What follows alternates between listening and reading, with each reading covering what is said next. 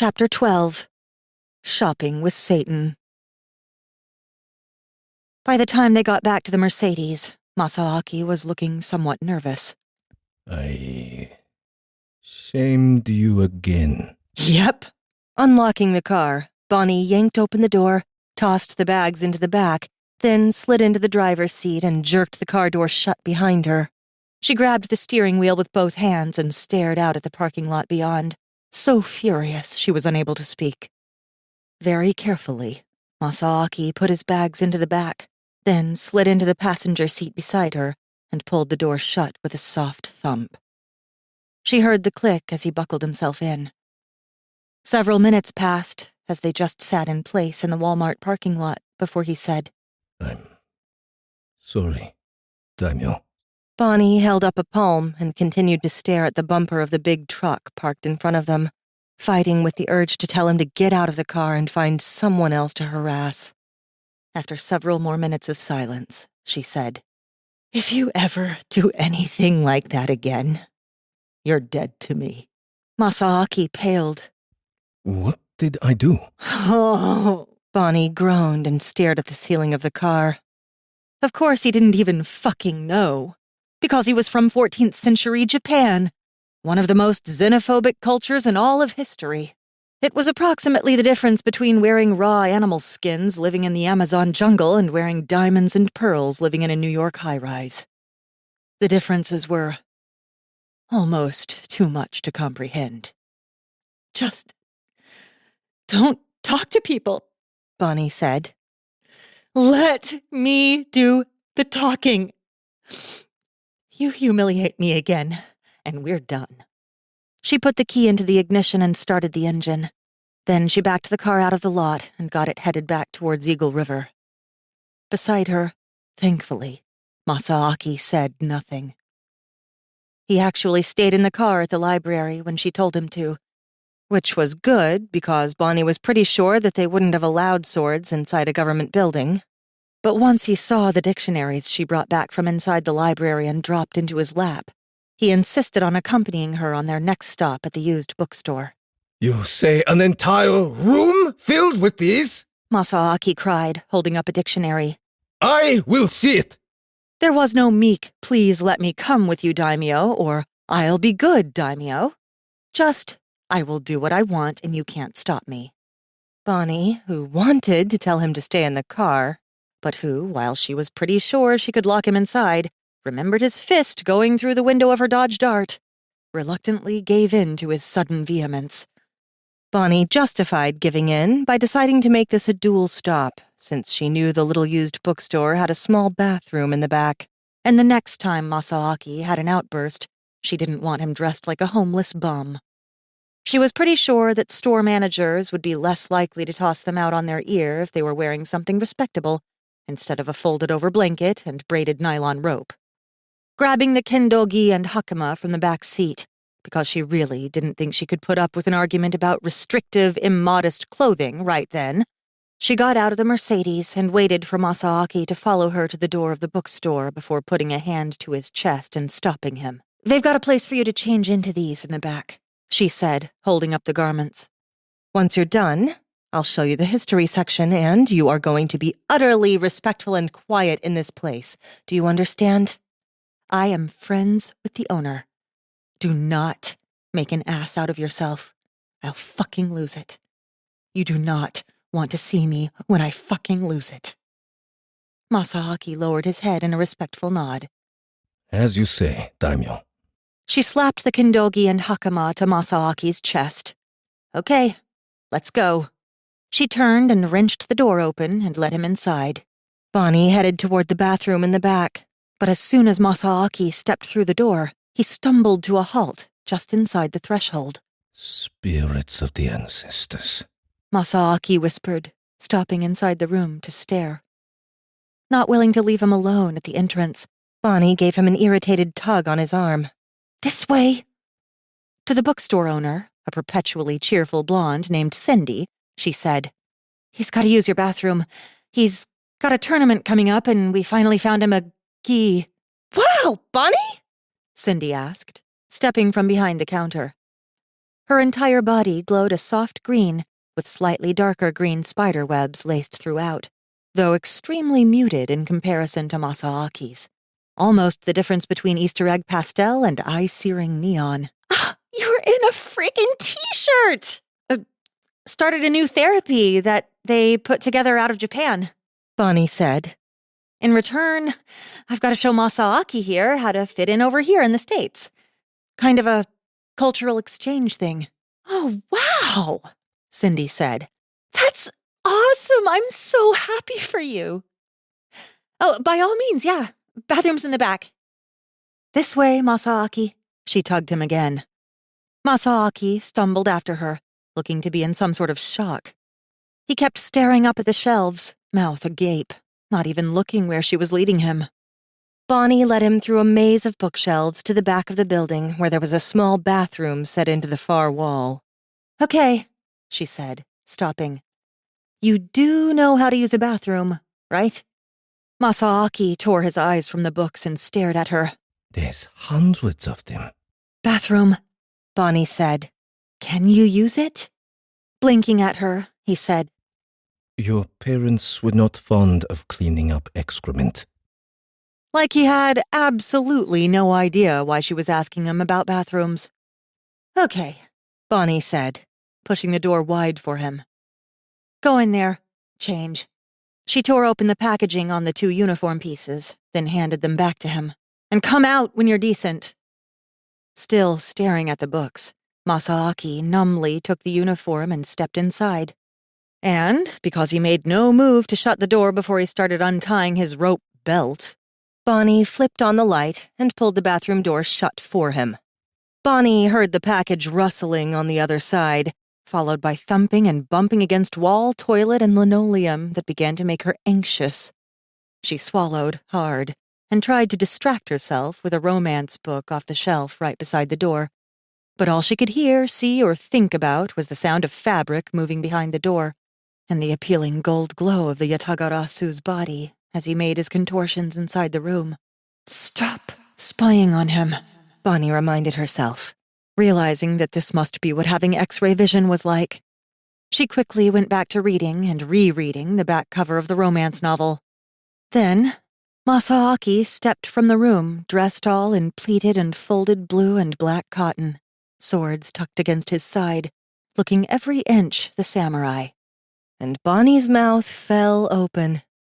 Her heart gave a few startled thumps as she watched him smooth down the gi along his front, snapping it tight under his sash. Oh, she said, swallowing hard. Masaaki didn't seem to notice the way her heart was suddenly pounding through her ribcage. Instead, he was frowning down at the uniform he wore. It is much different than what I wore before. Plainer. Perhaps someday, daimyo, we can afford to buy me some embroidered silk? He asked, only then lifting his silver-brown eyes to look at her hopefully. Oh, yes, she could afford that. Mouth open, Bonnie just nodded. Masaaki frowned at her. Are you feeling all right? You look pale. Fine, she managed. He narrowed his eyes at her. You're feeling the need to feed again, aren't you? No, Bonnie blurted. No, not at all. Don't lie to me, daimyo, he growled. It's dangerous if you walk around hungry. Not lying, she squeaked, feeling herself flush. Not hungry. He peered at her suspiciously a long moment, then grunted and returned his attention to his kindogi. I do like it. Very easy to move in. Without warning, he snapped out a kick over the nearby bookcase, then brought his leg down again with a satisfied nod. He shoved the wad of blanket, rope, and tennis shoes at her. It will do. You look... Bonnie swallowed, trying to find the words. Better. Not like a bum. Thanks. He walked up to her and examined the section of romance novels where Bonnie was standing. Randomly pulling one from the shelf, he saw the partially clad, pale-skinned woman draped over the hunky Native American on the front cover, then made a startled sound and stared down at it, putting distance between it and his face in much the same manner one would avoid a snake. Then, very slowly, he put it back on the shelf. Clearing his throat, his eyes continuing to scan the entwined lovers emblazoned on the spines of the shelf, he said, Somehow, I don't think this is the history section, daimyo. Bonnie, who was still staring at the elegant movement of his body when he wasn't naked or dressed in a cut-up blanket, felt herself flush. She hurriedly put the romance novel back on the shelf, coughing embarrassingly. Oh, no, history is this way. She quickly turned and led him to the history section. Immediately, she was rewarded with Masaaki's gasp of appreciation. He fell into a squat in front of the shelf and pulled a large illustrated history of the world book from the top. She watched him as his eyes began to scan the pictures of war. Lots of war, she realized. Agriculture, technology, culture, and architecture. His fingers moved across the pages, flipping through much too fast to be actually reading, soaking in the pictures. After a few minutes, he paused, hunching forward, no longer flipping randomly through the book. It was a picture of a cherry tree in full blossom over a little covered bridge with a pond. Right beside it was the heading, Japan. He wasn't reading the title, however. He was looking at the tree. She saw something fall onto the page, and it took Bonnie a startled moment to realize his breathing was irregular. Gingerly, Bonnie squatted beside him. You want that one? He nodded. Bonnie glanced at the shelves, then pulled out a few more that weren't heavy reading and added them to a pile beside his leg. Anything else you're interested in? History and... Masaaki seemed to steady himself, then slowly closed the book and put it atop the pile. Japan, He said softly. He wiped his eyes before he looked at her. the shogun. Weaponry advances. Kendo. Okay, let's look. She wandered the shelves for several minutes, Masaaki close at her side, before she found a couple mostly picture books on Japan and one on Japanese history. She added those to the collection they were forming, then went looking for martial arts instruction. She grimaced when, upon seeing the 36 books on karate, jujitsu, kendo, judo, kenjutsu, tai chi, yoga, taekwondo, kung fu, kickboxing, sumo, and a bunch of other martial arts instruction manuals, Masaaki wrapped his arms around the entire shelf and took them all. We have enough. He said after that. Indeed, she said, trying not to contemplate just how much of her parents' money she was about to spend. It actually took 3 trips to get all the books to the front counter. Wow, Cindy said, looking Masaaki up and down. A martial artist, eh? Samurai. Masaaki replied. Oh, of course. Cindy winked at Bonnie, then started ringing up the books. $340 later, they were all loaded in the back of the Mercedes, and Masaaki was flipping through a manual on karate as Bonnie drove them to the grocery store. We need to get back home soon, she said as they pulled into the parking lot. The sun was already starting to set on the horizon, and she was getting dizzy with the need for sleep. I'm so tired I feel like puking. What about you? I don't need to sleep. Masaaki said distractedly. He was angling the karate manual up so that he could still read it in the dying sunlight. She sighed. Well, that's nice. Don't need to sleep, don't need to eat. Whatever do you do with your time? Study. Masaaki said, turning a page, looking utterly absorbed. Watching him for a long moment, Bonnie realized he was serious. Finally, she said, If I enroll you in a few of those classes, will you promise not to stab anyone? What does a grunt mean, Masaaki? I said yes. He muttered, looking up at her for the first time. Bonnie considered. Fine. I will enroll you. It'll give you something to do while I'm in my other classes. You will take them with me. Masaaki said, returning his attention to the book. It is unseemly for a warlord to be untrained in the arts of war. Bonnie's mouth fell open. I'm going to college. I don't have time to take martial arts lessons. College? University, Bonnie said. They're teaching me to be a nurse. Immediately, Masaaki stiffened. You will not be a nurse. Bonnie's eyes narrowed, and she was about to tell him how far he could take that male chauvinistic bullshit and shove it up his ass, when he followed that with, The scent of blood will often trigger a newly awakened vampire to strike. In the early years. Bonnie's mouth formed a little O. She thought about having to explain to a doctor why she had just grown bony protrusions from her wrists and jabbed them into an unsuspecting blood-covered ER admit already dying of acute lead poisoning. Then she considered just how badly she really wanted to be wiping butts and giving IVs for the rest of her life. Then thought of the room full of cash in her parents' house. I can see where that might get to be a problem, Bonnie said reluctantly. Clearing her throat uncomfortably, she opened the door and got out of the car. She grabbed the sandals from the back seat and handed them to him. Put those on. This place has a no-shoes policy. You don't want me to stay and guard the books? Masaaki asked, sounding utterly serious. Bonnie frowned and lowered her head to peer through the open door. Where an intelligent person would have said, "Yes, please stay here and guard those very important half-priced used books while I procure us some food," Bonnie blurted, "Why would I want you to do that?" Someone might try to steal them. Masaaki said. You keep telling me to keep an eye on my swords because someone might steal them. Which was, unfortunately, an unhappy truth when dealing with the public. Yet, Bonnie still didn't understand. They're used books, who cares? They take them, we'll get you more. She was actually more worried about his action genes because she really didn't want to have to go back to Walmart for the next decade. Masaaki frowned down at the books, then up at her. They're not valuable? Bonnie shrugged. Knowledge is power, I guess. You can stay here and watch them if you want, but as much as I hate to say it, I'd kinda like to have you along to help pick out food. I'm running on fumes here.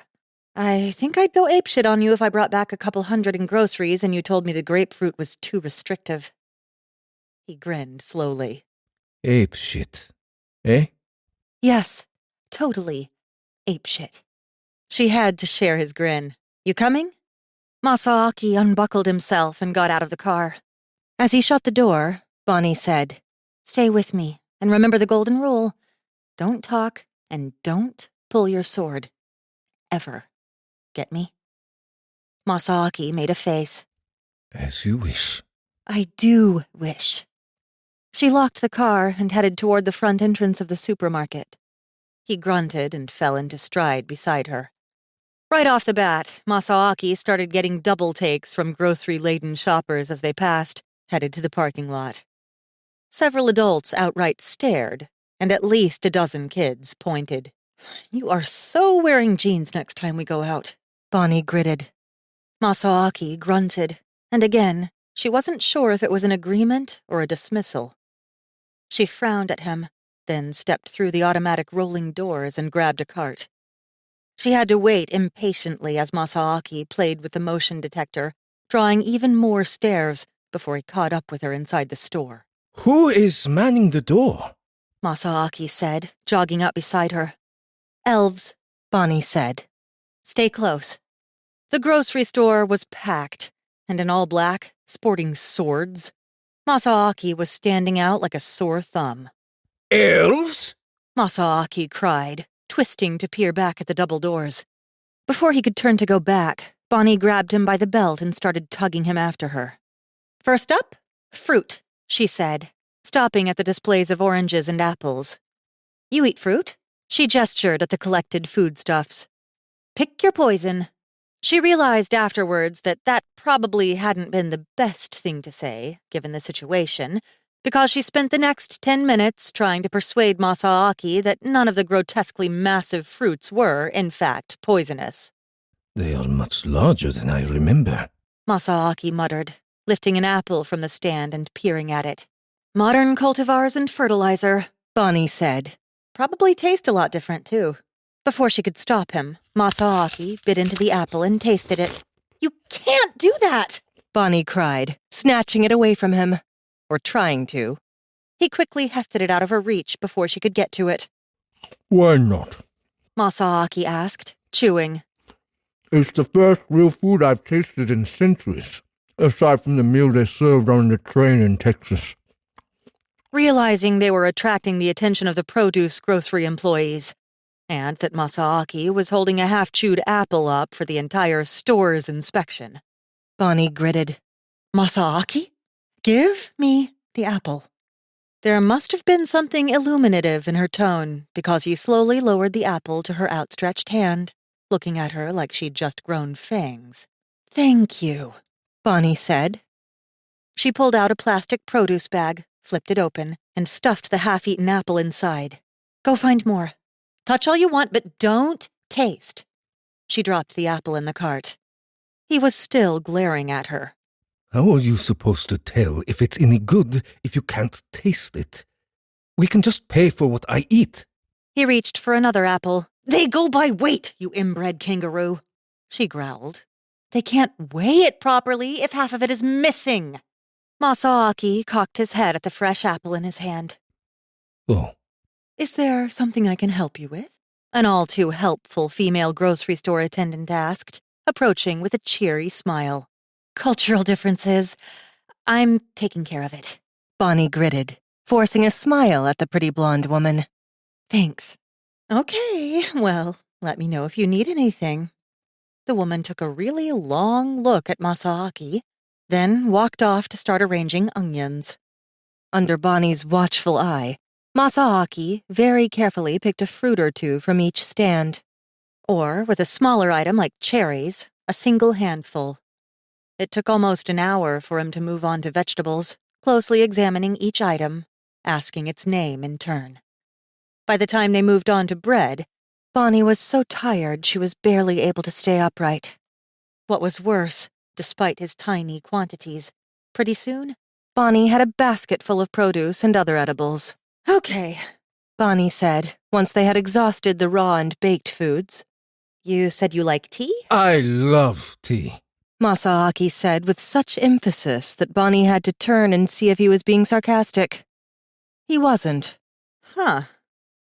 Okay. She led him over to the tea aisle. Now, before you go nuts, most of this isn't the same stuff you think of as tea. We call tea anything that you pour hot water over. I'm pretty sure you're talking about that putrescent green stuff, right? He turned and squinted at her. Putrescent? Yeah, I'm a coffee girl myself. She sighed and glanced at the rack. Okay, let's get you some of this, and this, and this. She randomly pulled 8 different boxes and 4 canisters of loose-leaf tea off the shelf, a little of everything, and dumped it on top of the cart. I am so ready for bed. Let's go. Don't I get to choose? Masaaki asked, eyeing the tea dubiously. Not this time, Bonnie said. Too tired. Need sleep. I'm probably gonna need help to keep from falling asleep on the drive back. You'll have to talk to me or something. Keep me awake. She spun the cart around and started them towards the checkout. Masaaki hung back, eyeing the racks upon racks of tea with longing, then reluctantly followed her from the tea aisle. They got checked out, this time with Masaaki only making a minor stir as he got up much too close to watch the cashier scan the goods over the laser, then overcharged her several times when he picked up a loaf of bread that had already passed through and swiped it over the laser 6 or 7 times just to hear the beep. I don't care, Bonnie said when the clerk lifted the phone to call the manager. Just let me pay. She was so running on fumes, and she still had to get gas. She pulled out her billfold, slapped down enough cash to cover it, and didn't even count the change when she stuffed it back into her purse. We already paid, Masaaki, she said when he picked up a pack of gum. Freezing, giving her a wary look, the samurai slowly put the gum back on the rack. Somehow, Bonnie got to the car, got the groceries packed into the back seat, and returned the cart to the convenient little cart return that was about half a mile away. By the time she finally settled into the driver's seat, she was so tired she had to think about where she had left her keys. In her pocket. Duh. She grabbed them, jammed them into the ignition, and got her car backing out of the parking lot. Masaaki was already once again studying the martial arts books. Your land is ugly, Bonnie Stanford, he said as he looked over the proper way to do a roundhouse kick. Bonnie squinted at him as she drove to the gas station. What? Too many roads and unattended courtyards. Masaaki said, flipping the page. Just flat stone. No gardens or looking pools. Bonnie grimaced. Well, our town had the dubious honor of being named one of the ugliest places to live in America. He grunted. They tried to spruce it up a bit after that. Tried to hide all the concrete. Added some brass heads of moose and bears and stuff. Oh, and like a couple hundred concrete pillars with river rocks stuck into them. Still trying to figure out whose stupid idea that was. It's ugly, Masaaki said. Bonnie gave him a long look. Okay. Tell you what. Tomorrow, when I'm not dead tired, I'll take you to Eklutna. Show you what Alaska can really be like. Then we can head back here and get you signed up for some classes. Okay? He grunted again. Bonnie sighed and pulled up to the pump at the service station. Parking the car and turning off the ignition, she cracked her door. Look, see that pump right there? She pointed. I'm going to be standing right there the whole time, so you don't need to get out, okay? Masaaki looked, and she saw the consideration on his face anyway. Then he grunted and went back to his karate manual. Sighing, Bonnie stepped out of the car and thumped the door shut. She saw Masaaki glance up to look at her, then return his attention to the book. As Bonnie started going through the motions of filling up the Mercedes, a brown-haired guy pulled up beside her in a big, steel-gray pickup truck. He got out of the cab on the other side of the pump, dressed in jeans and a Carhartt jacket, and grinned at her. Hey, miss. He started fumbling with his gas cap. In the bed of the truck beside him was a mottled brown beast of a dog, probably a 200-pounder at least. Hey, Bonnie said. That a mastiff? Yep. He said. English. Brindle. Ain't you, Angus? Grinning, he reached up and rubbed the big dog between the huge floppy black ears with obvious affection, to which the dog licked his face with a gigantic pink tongue. Bonnie felt a pang of longing, wishing she could have a dog. Then, well, why the fuck can't you? Because, she told herself politely, dogs try to eat me. Vampire steak, The guy must have seen it, because he stepped back and gestured. Go ahead and pet him. He's harmless. His pale green eyes were twinkling, almost flirty. Bonnie winced, thinking about just how much of her arm the dog could stuff into its massive jaws. I don't know. Dogs hated her. With a flesh-ripping, hand-mauling passion, hated her. The guy laughed. Go on. He's a big lover boy. It didn't look like it wanted to eat her. It was just grinning that doggy smile, drooling, begging her with its big brown eyes to step forward. So it could eat her? Oh, go on. The man laughed. His pale green eyes were dancing. He wouldn't hurt a fly. Oh yeah, buddy? How about a vampire? But timidly, Bonnie took a step forward and reached up to give the dog a tentative scratch between the ears. Its eyes rolled back and it started panting, obviously enjoying himself. Bonnie giggled in surprise as it started licking her hand, then realized she was petting a stranger's dog. At night, at a gas station. She quickly retreated to her side of the concrete divide. Nice dog, she managed. Yeah, Angus is one of the good guys. The man finished scratching the lucky pup behind the ears and went back to the pump. The guy's skin was an off color, almost silver. God, she was tired. She yawned and checked her watch. Fucking 12 o'clock. She hadn't been up this long at one time since freshman year. Nice night, the guy said as they fueled up beside each other. He repositioned his baseball cap on his shaggy brown mat of hair. Yeah, Bonnie said. She hated it when creepy guys tried to talk to her at night at the pump. Granted, with a really cute dog, the guy wasn't so creepy. But she was never good at small talk, and she still found it highly uncomfortable. Besides, she'd heard that was how some serial killers got girls to come home with them. Get them loving on their dog. Show them, hey, see, I pet dogs. I'm not so bad. You look wasted. The guy said, yanking the green diesel nozzle of the pump from his side and slipping it into his tank. Night shift? No, gotta fucking babysit a yatagarasu. His hands hesitated on the nozzle. Slowly, he turned back to her. Bonnie yawned again and glanced at the numbers as they clicked continuously upward on the register. God, Mom's car holds a lot of gas. She was using her own personal debit card, which only had a couple $100 on it. She'd still been waiting for reimbursement for house sitting. The nozzle finally clicked at $40 even. Yawning again, Bonnie put the nozzle away and took her receipt. Then she started twisting the gas cap back into place. See ya, Bonnie said, waving at the guy. Later. The guy stepped around the pump and watched her get into the car, which Bonnie thought was creepy. But it was late, and pumping gas was boring, and the guy was probably wondering why his dog petting routine hadn't worked. Putting the Mercedes into drive, she spun out of the parking lot and headed down the road. Halfway home, she had to roll down the window, switch on the music, and get Masaaki to talk to her, just to keep her from falling asleep. When she finally parked them back at her parents' house and started helping Masaaki unpack the groceries, she heard a big diesel truck rumble past her driveway, heading further up the mountain. Probably the dog musher drunk again. Chapter 13. Home Turf. Theo did a U-turn, took his truck back down the mountain, parked, and got out. He shut the door softly.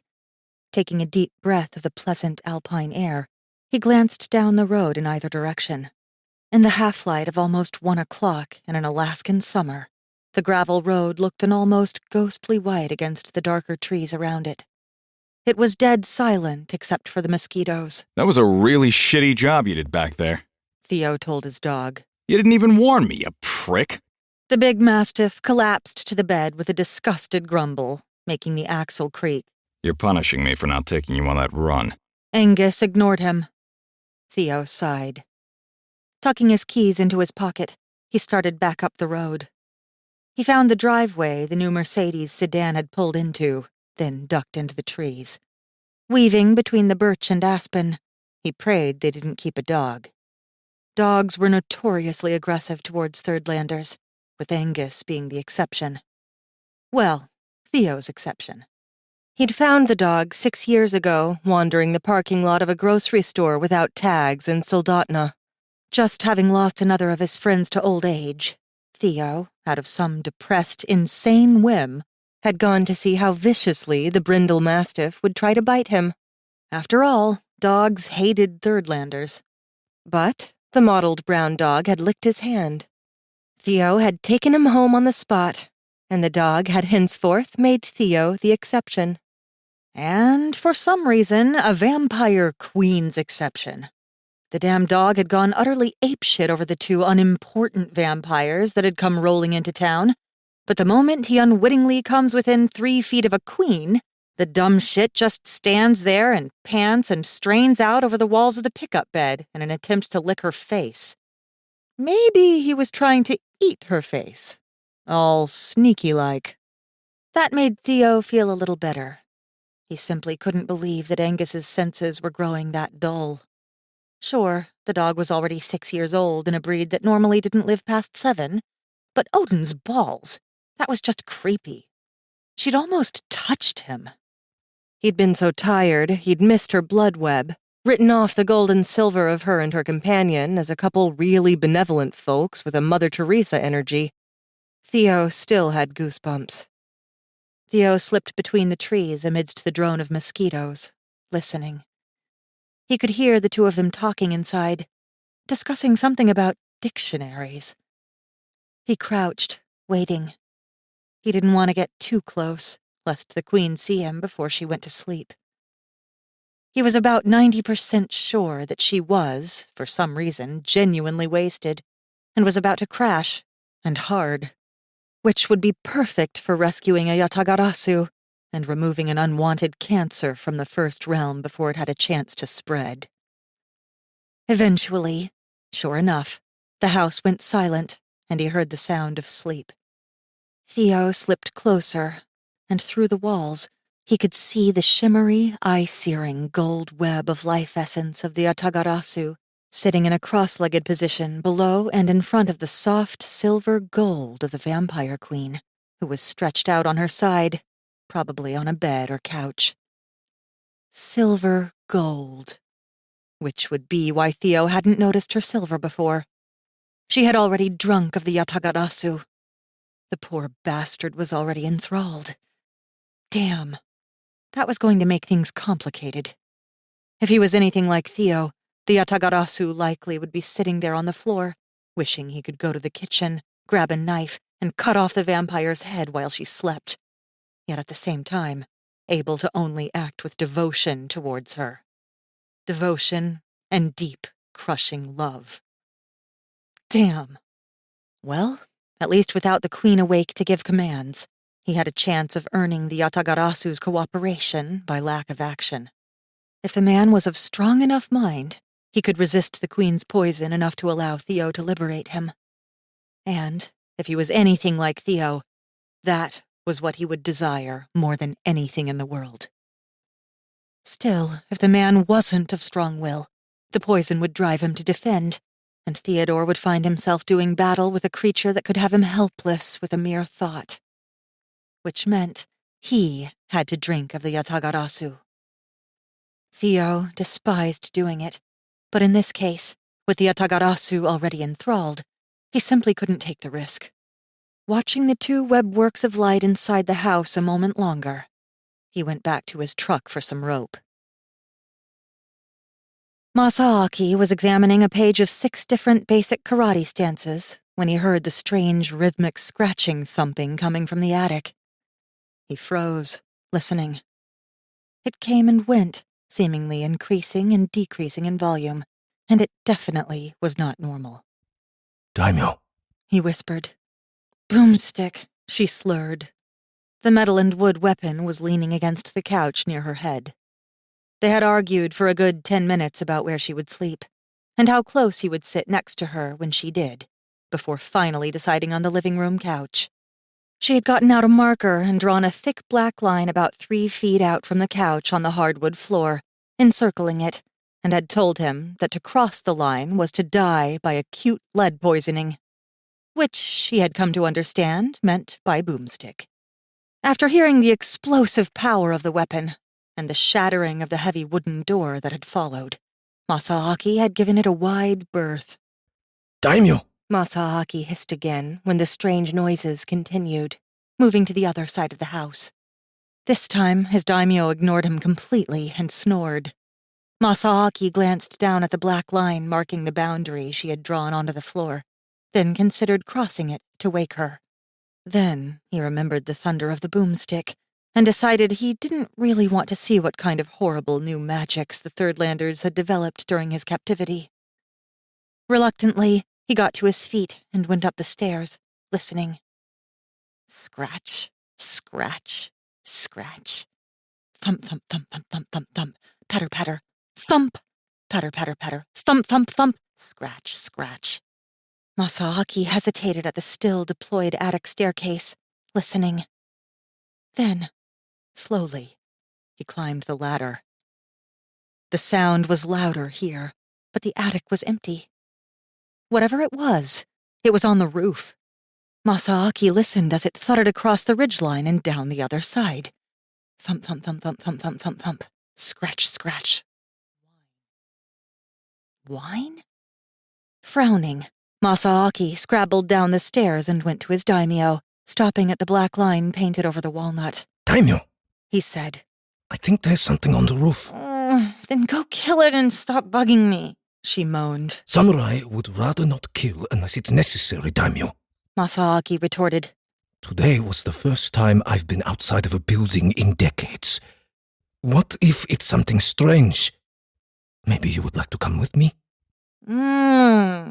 Maybe I would like to effing sleep, Masaaki, she said with a heavy moan. You said if I didn't Lock you out of my bedroom, you would let me sleep. She was obviously only half awake. Masaaki grimaced, but stopped trying to rouse her. He cocked his head and listened to the strange thumping some more. Then, nervous and tense, went out the front door and walked outside. He had to back up to the tree line to be able to see over the front porch roof. But what he saw made him freeze. A dog was on the roof. A big dog, walking back and forth over the eaves and scratching at the shingles and whining. It obviously wanted down. Masaaki stared at that for a moment, watching the dog lumber back and forth, whining. He walked a few paces around the edge of the house, trying to figure out how it had gotten up there. And more importantly, how he was going to get it down. He made a circle around the house, looking. There were ways, if the dog would cooperate, to get it to come down 2 layers of roofs and onto a small shed, from where it could probably jump down without help. But it was on the other side of the house, whining, completely oblivious to Masaaki. He was still busy trying to puzzle out how the dog had made it onto the roof when he heard movement behind him, just before something hard and heavy slammed into the back of his head, knocking him to his knees. As Masaaki was reeling from the blow, he felt something hit him again, driving him to the ground. Delirious now, he felt an impossibly strong hand in his back, just under his shoulder blade, holding his chest against the ground. Immediately, the prick of fangs followed. Then, the agony as they sank into his body. With entrance of the fangs, he felt his life essence draining, slipping away, the fangs sapping his energy, leaving him weak and exhausted. No! Masaaki gasped and whimpered and began struggling for his hikari. A male voice above him said, I'm a lord. My teeth are in you, boy. A simple tensing of my wrist, and I can take you completely. I don't want to, but I will. Don't make trouble for me, and I won't make you mine. Masaaki froze, all of his wits suddenly abandoning him with that one simple thought. A lord. He was being eaten by a lord. Her parents had returned. They had brought home a lord. He was going back to the basement. He hadn't escaped when he had the chance, and now he was going back to the basement. All of his old terror returned in a sudden wash, and he felt his body start to shake, his life essence draining from him through the fangs in his back, the inhuman strength pinning him to the ground. Please, no. He whimpered. Please. No, no, no. He sucked in a sob and tried mindlessly to crawl away. Please. Christ. He heard the vampire growl. You're almost free of this, boy. I just need to make sure you're not going to do anything stupid. Please. Eating him. They were eating him. He was going back. Food for vampires. They were eating him. He was being pinned down, unable to move while they drank their fill. Masaaki tried weakly to push himself up, but all the energy was being drained from his limbs, sucked away as they fed. Please let me go. He babbled. Please, please, please. Then the fangs were retreating, the nauseating tug as they slipped back through his skin, leaving Masaaki trembling all over. He curled into a ball as soon as the vampire released him. Put your wrists behind your back. The vampire lord growled. Panicking now, Masaaki released his hikari and tried to get to his feet to run. The vampire ignored the flash and caught him easily before he'd made it past his knees, wrenched him violently around, and threw him back to the ground. God damn it, boy, your wrists! No! Masaaki wailed, trying desperately to keep his wrists out of the vampire's grasp. Growling, the lord simply took them, yanked them behind him, and wrapped them with rope. I will avenge this. The lord snarled, knotting the rope tight. Just hold on for a few minutes while I take care of the problem. Then he went to work on Masaaki's feet, and not all the strength in both of Masaaki's legs could keep the vampire from binding his ankles together once more. His attacker then rolled him over, and for the first time, Masaaki got a good look at the lord's gold-silver skin, his 2 black eyes, the pupils stretched to the very edge of the white. He felt his arms and wrists bound once more, and he lost it. He started screaming, the mindless sounds of a terrified animal. Shh! Fuck! The vampire yanked his overshirt off, tore off a sleeve, and forced it between Masaaki's jaws, then tied it at the back of his head.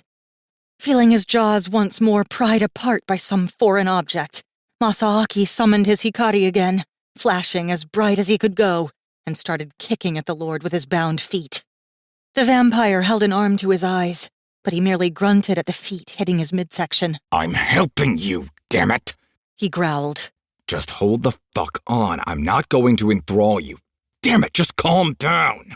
He reached out from Masaaki's shoulder, and Masaaki, seeing the all-black of the pupil, the golden life glow that the creature had taken from him, shuddered and squeezed his eyes shut, suffocating on the rag in absolute terror. The Lord's touch never came.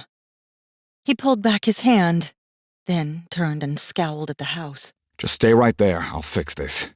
This family line dies tonight. The fuckers will never do this again. Then the Lord was getting up and striding towards the front door. Somewhere in the panting terror that followed, Masaaki watched the Lord yank open the front door and step inside. Then Masaaki's world suddenly came to a halt.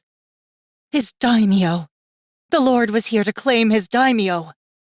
With that thought, Masaaki's fear faded like smoke, blown away to reveal a crystal-clear mind. The mind of a warrior. Summoning his Hikari again, he downformed, his body growing smaller, his wrists slipping through the bonds as his fingers sprouted feathers. Then, as soon as his wrists and ankles were free, he stepped out of the ropes and clothes and upformed again, yanking his katana from its sheath as he moved. The Lord would die. His daimyo was in danger, and the Lord would die. He bounded up the stairs, threw open the door, and lunged inside the vampire lair. Inside, the Lord was reaching for his daimyo with his filthy hands. Masaaki hurled himself forward and summoned his Hikari, making the vampire hiss and turn. Masaaki hit him in the head with his foot, knocking him back, away from the couch. Then he followed up with the sword, slamming the tip through his gut, then tugged up and out, severing a good portion of rib cage. He twisted and swung again, screaming, and hit the vampire solidly in the shoulder with a downward stroke. The vampire lord screamed and stumbled backwards, holding up his one working arm. Masaaki put himself between the daimyo and the vampire, still keeping his Hikari as blindingly bright as it would go. The vampire stumbled, unable to see, and hit the coffee table, sprawling. Behind him, his daimyo was calling, "Masaaki! What the fuck, Masaaki?" But Masaaki was lunging again, this time aiming to take off the vampire lord's head as he struggled to right himself, one arm hanging limply at his side. A massive form came from the side, hitting Masaaki like 1,000 pounds of lead, a painful grip on his arm dragging him to the ground. The dog. Masaaki thought, struggling to get out from under it. Ancestors, the dog. But then the beast was shaking him, flinging his arm back and forth, and the sword clattered across the room. With a cry of rage, Masaaki kicked at the beast, but it continued to hold on, shaking him and dragging him until Masaaki thought his arm would come off. "What the fuck is going on, goddammit?" his daimyo shouted. Then Masaaki looked up, saw the vampire lord on his feet by the door, good arm holding his guts, his other arm hanging limply at his side. He saw the hesitation in the lord's eyes. Angus! The vampire called. The dog ignored him, continuing to savage Masaaki's arm, throwing him back and forth like a doll, keeping him from reaching the sword. Angus, come! The massive dog started dragging Masaaki backwards, away from the sword and the vampire lord, deeper into the living room. Masaaki lost control of his Hikari, trying to scrabble to stay near his weapon. For a moment, it looked like the vampire would try to retrieve the katana. Then Bonnie was gasping, her eyes finally being able to adjust to the commotion in the room. "What the hell is this?" she cried. The vampire lord's eyes flickered to Bonnie, then to Masaaki, then to his dog. His face setting with deadly coldness, the lord turned and ran. Get me my sword! Masaaki screamed as the massive beast continued to savage him. Bonnie scrambled to get the sword. As she was rushing towards him with it, the dog released him suddenly, turned, and bolted deeper into the house, up the stairs. Bonnie dumped the blade into his hands, and Masaaki looked at the place where the dog had disappeared, then the front door. A trail of blood marked the vampire's passing. Stay here, He growled. the dog attacks you. Use the boomstick. He lunged to his feet and ran to follow the trail of blood. The vampire had taken a straight line through the trees toward the road. Masaaki followed at a full run, his arm already healing from where the dog had torn at it. Unfortunately, if he was healing, so was his foe. A few minutes later, he burst onto the gravel road and saw a dark shape on the road far below, beside a big silver truck. The vampire hesitated beside the truck, looked up at him, and Masaaki thought he saw indecision in the man's eyes before he ducked into his vehicle and lit off the engine with a heavy rumble. Masaaki ducked his head and ran for all he was worth. The rear of the car started to ease away. Then, with a gravel-flinging spin of its tires, it lurched forward, leaving him behind. Masaaki ran after it regardless, but the car proved too fast. It pulled further and further away, until Masaaki eventually slowed down to a halt, scowling. He stood there in the road for long minutes, listening to the heavy roar as it disappeared down the hill. Eventually, Masaaki turned and started back to the house. Stopping at the place where the vampire had attacked him, he retrieved his kindogi and hakama and returned them to his body. Wiping his katana on the abandoned sleeve of the vampire's shirt, he returned it to its sheath. Then, tucking his daisho and tanto under his obi, he went to see how his daimyo had fared with the war beast. He found her lounged on the stairs, petting it. The same wretched creature that had sunk its teeth into his arm and shook him like a toy was now slumped against her on the staircase, mouth open, tongue lolling, letting her rub it behind the ears. Narrowing his eyes, Masaaki drew his katana and started forward. Immediately, the dog's tongue stopped lolling and it started to growl. "What are you doing?" she cried, jumping up between them as Masaaki started up the stairs. That thing belongs to the vampire. Masaaki snarled. The vampire that ate of me. Get out of my way. It's going to die. But the stubborn, soft-hearted woman held her ground. "You're not killing this dog!" The dog ripped up my arm. Masaaki screamed. He jabbed his katana at the open door. And he allowed a vampire lord to escape. He dies. "He was just doing what he was told," she retorted. "He's a good dog." He's a good dog. Of all the mindless, idiotic things I've ever heard a woman say, the animal belongs to the enemy. He went to shove past her. Get out of my way. She pushed him back and flung him down the stairs with a single shove. Masaaki uncurled from where he had collapsed into a painful pile at the base of the stairs, groaning. On the stairs above him, the woman had her hand to her open mouth, in obvious shock. "Oh my God! I am so sorry," she cried. "I had no idea." Angry now, Masaaki lunged back to his feet. You want to protect the beast that just aided your enemy? Fine, I will be outside on the front porch awaiting the dawn. Be sure to scream when it assaults you. Then he turned on heel and stormed out of the house, so angry he was shaking. Half an hour later, once he was sure he was not being pursued, Theo pulled off the road, put the truck into park, and shut off the engine. Slumping forward against his dash, he let out a wretched breath of pain and loss. Angus. The first dog that he'd found in 800 years to not immediately bite his hand on contact, and he'd just left him to die. Like a coward, after Theo used him as a distraction. Theo's gut clamped with guilt, and he had to fight down the wrenching in his chest. He'd just given up his best friend to monsters. Because he was too much of a coward to fight the Yatagarasu head-on. He had to use Angus as a prop. 6 years of companionship, and Theo had just used him as a diversion, and then left him behind, all too sure of his triumph in the whole affair. Now who's getting cocky, jackass? Theo pulled a trembling hand from his guts and looked down. The glinting gray ropes of intestine were still visible through the sticky red, though the wound was closing slowly. Much too slowly. The cut in his shoulder was likewise healing slowly, the downward slice almost hitting his left nipple, exposing the white notches of bone, the pulsing of organs underneath. At this pace, it would be days before his right arm worked properly again. Enchanted steel. Theo realized, horrified. The Yatagarasu had attacked him with enchanted steel, specific made to kill Thirdlanders. Why the fuck was a vampire queen allowing him to carry enchanted steel? Yet, even if it hadn't been enchanted, the Yatagarasu had almost killed him. Theo had been down, blind, unable to see.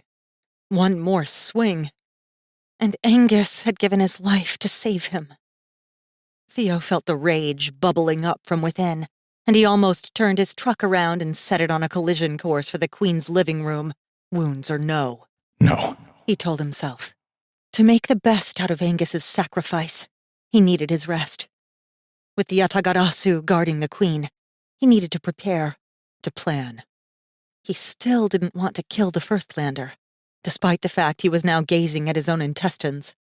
The enthralled did strange things when suffering a Queen's poison, and Theo didn't hold his actions against him.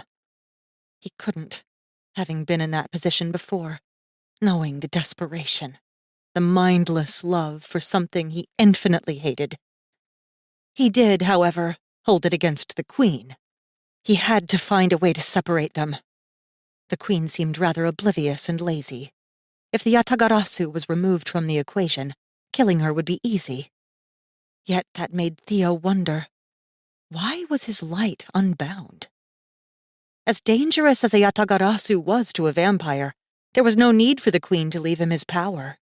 Even enthralled, he was a danger to her. And the Firstlander's blood had the same exquisite rush of power, whether the Golden Crow could summon his light or not. She didn't need to leave him unbound to drink from him. She's stupid, Theo realized. Stupid and arrogant. That would make his task easier. Theo drove back to his hotel and parked out back, where his truck was shielded from the road by the building. Carefully wadding up a towel and stuffing it against his wounds, he pulled his leather bomber jacket from the seat and was painstakingly working his fingers through the sleeves when his phone began to ring. Pausing to pull it from his pocket, Theo hesitated upon seeing Mandy's number. She'd called at least 10 times since he'd left, none of which she had answered.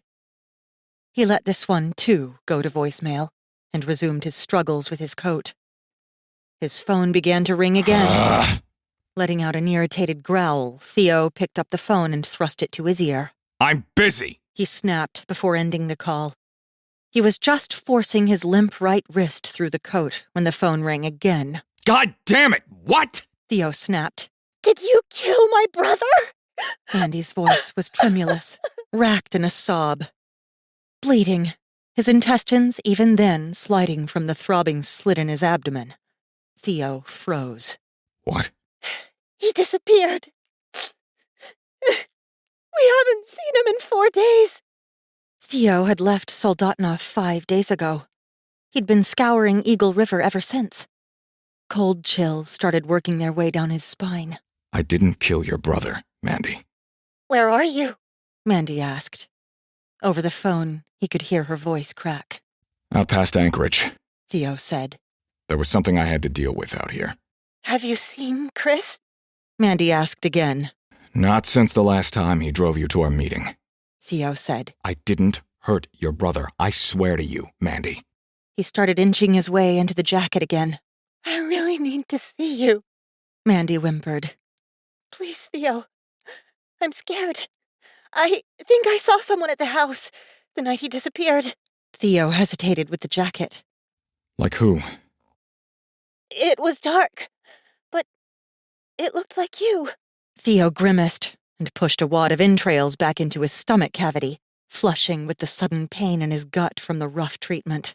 Look, Mandy, it wasn't me. I've been in Eagle River the last 5 days. I really have to take care of something before I come back. There was a long pause on the other end. You didn't really mean all that stuff you said, did you? Hearing the plaintive plea in her trembling voice, Theo collapsed forward, hitting the steering wheel with his forehead. No. He muttered. I didn't think so. She babbled, sounding suddenly ecstatic. You were trying to protect me, right? Trying to keep me from getting hurt. Before I could fall in love with the beast. Because you've been hurt in the past. You've seen your girlfriends die before, right? Theo felt his guts clamp with unease. Then felt them slide out into his lap. Look, Theo said, holding the phone against his ear with his shoulder as he started stuffing them back in place. I'm having a little bit of a personal crisis right now, Mandy. Can I call you back? The brutal treatment was leaving him sweaty and trembling, and he felt somewhere between vomiting and shitting himself. I don't care what people think. Mandy blurted. I love you, Theo. You rescued me from vampires. You're the kindest guy I ever met. I want to spend the rest of my life. I can't fucking talk! Theo snapped as a tourist walked past the truck, trailing 3 little girls. He had to hunch forward to hide the intestines piled on his lap from view, which made some of them slide to the floor. With you. There was a long silence. Then, You're such a fucking asshole, Theo. the line went dead. Fuck! Theo cried, hurling the phone into the seat. Taking a deep breath, he pulled the loop of intestines off the floorboard and did his best to scrape the dirt and dog hair off of it, which made his guts twist, which felt like snakes moving in his hands. He swallowed down bile and, somewhere between revulsion and horror, Theo painfully shoved his guts back into his abdomen and, one-handed, tied the towel shut around it. Then he forced his limp hand the rest of the way into the jacket, then painstakingly zipped that up. Thus armed, he grabbed his phone and climbed out of the cab. He slammed the door shut, locked it, and did his best not to stumble through the hotel lobby and up the stairs to his 3rd-floor room. Swiping the keycard, he shoved the door open, slipped inside, then fell against it, shutting it with his back. Somehow, he stumbled the very last 20 miles to his bed, then lowered himself, aching, to the mattress, and began the painstaking process of peeling cloth and other debris out of his wounds. Eventually, once he was sure he wasn't going to heal with a wad of towel or jacket in his body, he propped himself up on a pillow and retrieved his phone. He dialed Mandy's number with his functioning hand and lifted it to his ear, waiting for her to pick up. After the 6th ring, he got sent to voicemail. Chapter 14. Penance. Well, we can't leave him, Bonnie cried. What if that vampire never comes back for him? He will. Masaaki growled.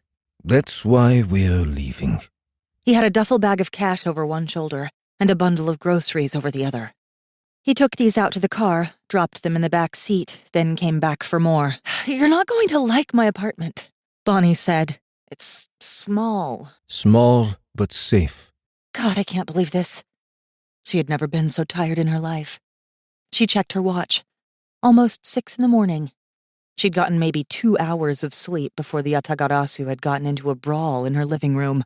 Can't I just sleep a little while longer? She knew she was whining, but at this point she didn't really care. We need to move, now, before the Lord arrives with reinforcements. He snatched up a stack of books and carried it out to the car. Bonnie gave the sofa a look of longing. The last thing she wanted to do was go out to the car and drive them to her apartment. But at the Yatagarasu's insistence, that's exactly what she did. At least she won the argument about bringing the dog. Every dog she had ever seen had tried to maul her on sight, except for this one, which made him an okay dog in her view, regardless of what the crabby old sword-slinging freak said. They scrunched all of their belongings and groceries over on one side of the spacious back seat and let the dog sit upright on the other. Then, window rolled down, music blasting, discussing how to kill people with Masaaki, she drove them to her studio apartment, where she crashed the moment her head hit her pillow. That evening when she woke up, she had to feed again. It was a desperate ache in her chest, just under her heart. And when Masaaki flatly told her to wait until dawn, that he didn't have the energy to feed her and the vampire lord, Bonnie felt an instinctive rush of panic within and almost took him anyway. It was everything she could do to lay on the bed for the next 6 hours, staring at the ceiling, hands fisted in the covers as she listened to the Yatagarasu move around the room nearby. The next morning, the Yatagarasu handed her the keys to the Mercedes. Take me somewhere sunny, He said, and Bonnie saw the flash of fear in his eyes before he quickly hid it by pretending to pick at something on his shirt. Though every instinct was telling her to grab him by the throat and drive her fangs into his neck, Bonnie swallowed down the urge and drove him to the inlet, because she didn't think she could last the extra 40 minutes it would take to get to Eklutna. Trying not to look at the throbbing golden spiderweb of his blood vessels, she walked him down the tree line to a secluded spot along the swampy beach and waited for him to pick a spot to sit down. For a long moment, Masaaki simply sat cross-legged in the sun, staring out at the gray water of Cook Inlet. The sun, by this point, was actually starting to make Bonnie feel ill. "Masaaki," she whispered, finding herself fighting the desperate urge to lunge at him like a starving animal. Her hands were shaking. "I'm hungry. I know. Masaaki swallowed hard. He turned to look at her, and there was fear in his silver-streaked brown eyes. I'm terrified of vampires, Bonnie. I'm a samurai, and I'm terrified of vampires. When that lord fed on me, I lost my mind with terror. I didn't even think to summon my hikari until after he'd taken his fill. Bonnie was so desperate that she was having trouble speaking. "What do you want me to do?" Masaaki timidly met her eyes.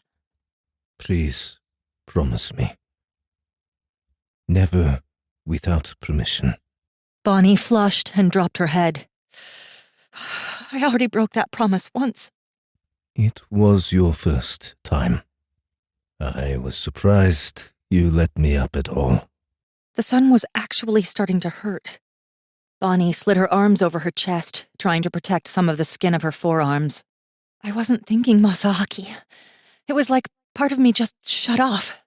The same part of her that was rapidly shutting down around her, leaving only that ache in her chest, that intense focus on the crystal-clear web of golden essence coursing through Masaaki's system. Promise me that you will try now. Masaaki said. As much as you can. And that over time you will learn. Never without permission. Me or anyone. "Never without permission," Bonnie agreed. But she knew damned well that if he suddenly said, "Oh well, guess I'm just gonna tell you no for right now, let you work on controlling yourself, better luck next time," she was going to lunge and take him anyway. Her hands were even then trembling with the need to press her wrists to his throat, push her fangs up into his brain from below. Masaaki must have seen it, too. He swallowed, and she saw sweat standing out on his forehead. Okay, He said softly. Please not the gut or the chest or the throat. Please, leg or arm. Bonnie groaned with relief and fell to her knees beside him. "Thank you," she whispered. He bit his lip and hesitantly drew the hakama up over his leg. "Where?" Bonnie croaked, barely able to think over the throbbing golden energy pulsing inside his leg. "Show me." Masaaki grimaced, but then reluctantly took her hand and pressed it to his thigh. Feeling the golden glow pulsing just under her skin, Bonnie lost control. She felt that strange tensing in her wrist, felt the fangs slide out. Masaaki stiffened under her, his breath catching in a whimper. "Sorry," Bonnie managed, trying to pull back. "Sorry." But then she felt the euphoric glow of his essence, drawing up into her being, and she tightened her fingers, forcing her fangs deeper. Hurts. Masaaki whimpered. Please, no deeper. His hands were fisting in the silty ocean sand. His breath was coming in low whines, and he was going pale, looking like he wanted to kick her. Bonnie felt herself struggling against the sudden tide of energy, like a swimmer caught in a moving river. I'm sorry, she whimpered. I'm trying. She didn't have the control to retract the fangs. She couldn't think, couldn't breathe. Her heart was hammering oddly, like a gun going off in her ribcage. Then she felt the first heat hit her chest, washing outward. She gasped in a breath of relief, groaning as she drooped forward over his leg, panting. She felt the heat spread, relaxing her, easing that anxiety that had been building since the first feeding 2 mornings ago. Ambrosia. There was no other word to describe it. Like liquid heaven, soothing her being, sharpening her senses. Too soon, Masaaki said. That's enough. Instinctively, Bonnie tightened her fingers on his thigh and snarled. At Masaaki's terrified whimper, however, the way he started hyperventilating in panic, she regained her wits in a wash of shame. She used the heat of her guilt to wrench her fangs free and pull her wrists tight against her chest, locking them there, curling into a ball in his lap, panting. Sorry, she whimpered, trying desperately to swim out of the rush of heat that was overwhelming her. She took several deep breaths, struggling against the overpowering urge to ram her fangs into his stomach. To her surprise, Masaaki gingerly reached out and put an arm against her back, holding her. The touch allowed Bonnie to focus, to swim upwards out of the carnal instinct to feed, following the tender sensation of his hand upon her back. For several minutes, they sat there like that, Bonnie panting in his lap, straining against the animal drive to take more than he allowed, and the Atagarasu gingerly folding his arms around her, presenting his belly to her face as he pulled her gently against him. Eventually, Bonnie calmed down enough to get her heart rate under control, and after a few more minutes listening to the Atagarasu breathe, she started to fall into a lull of near sleep, surrounded by the soothing heat of his arms. Thank you, Daimyo. The Atagarasu's words were whispered somewhere above her head. Bonnie let out a shuddering sigh and grunted against his abdomen.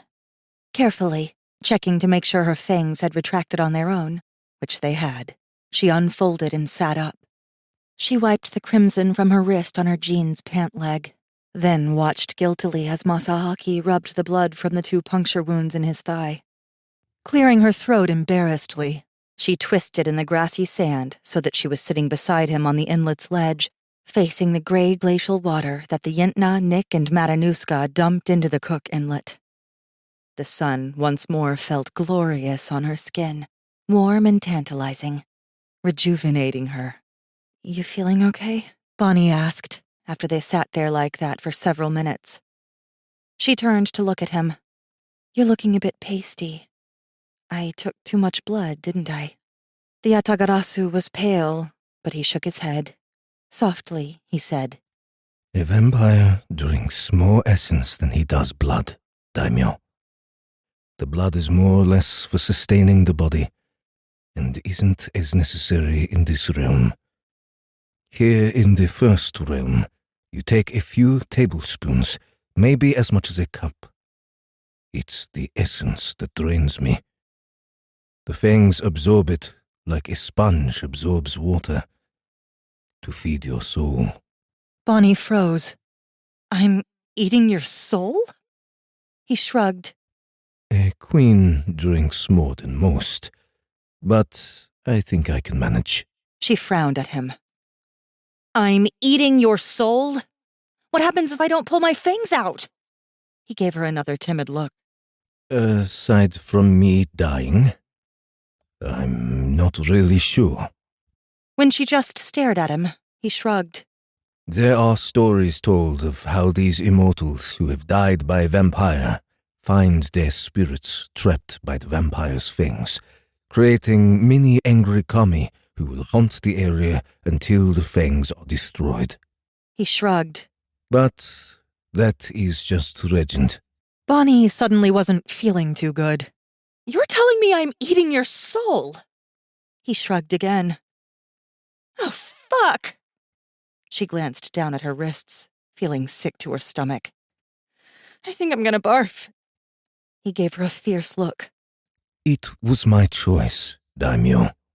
If you had had your way, you never would have fed of me, and we wouldn't be sitting here in the sun together. I forced the issue. I chose. But even as he said it, she saw his fear, and, following that, his shame. He ducked his head and looked away. I will make it right again. Earn back my honor with my blood. I must. Bonnie was getting angry now. What would possess you to let someone eat your soul? She cried. What the hell, dude? He had turned her into an eater of souls. That was just great. Just fucking great. Masaaki grunted and started picking at the flat, water-rounded stones of the lake bed. I have some transgressions to atone for in my captivity. Bonnie stared at him. Transgressions? You're kidding me, right? Whatever they made you do, you couldn't have stopped it. He lifted his head to meet her gaze, his brown and silver eyes flat. They made me beg for my life. Bonnie frowned. So? That is unacceptable. Confused now, Bonnie said, newsflash here, bud, but most people want to live. If they don't, they get rounded up, stuffed full of meds, and thrown in a padded room until they decide to be happy again. A true samurai does not want to live. Bonnie squinted at him.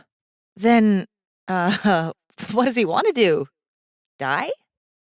He wants to serve his daimyo. If his daimyo requires him to fight on the battlefield, then he does not try to live. Wanting to live will make him make decisions that will aid the opponent.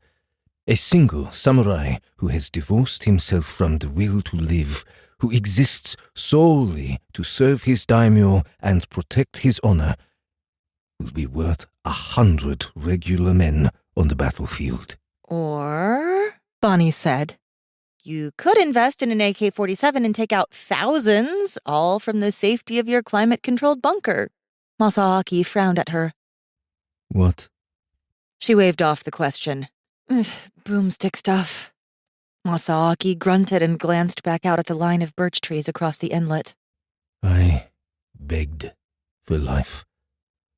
I figured that I could renew my honor by surrendering to a daimyo, facing my fear, and using my body to teach a vampire queen to eat gently, without cruelty. He gave a deep sigh and started picking at the sand again. And if I suddenly decided to throw you in shackles and toss you in the basement? Bonnie demanded. I've seen what your blood does to me. I'm strong, like high on cocaine strong. I could pin you down and do whatever I wanted to you, I'm pretty sure. Masaaki gave her a nervous look. That was one of the fears I had to face, to serve my penance. Penance? Bonnie demanded. Dude, you were a captive.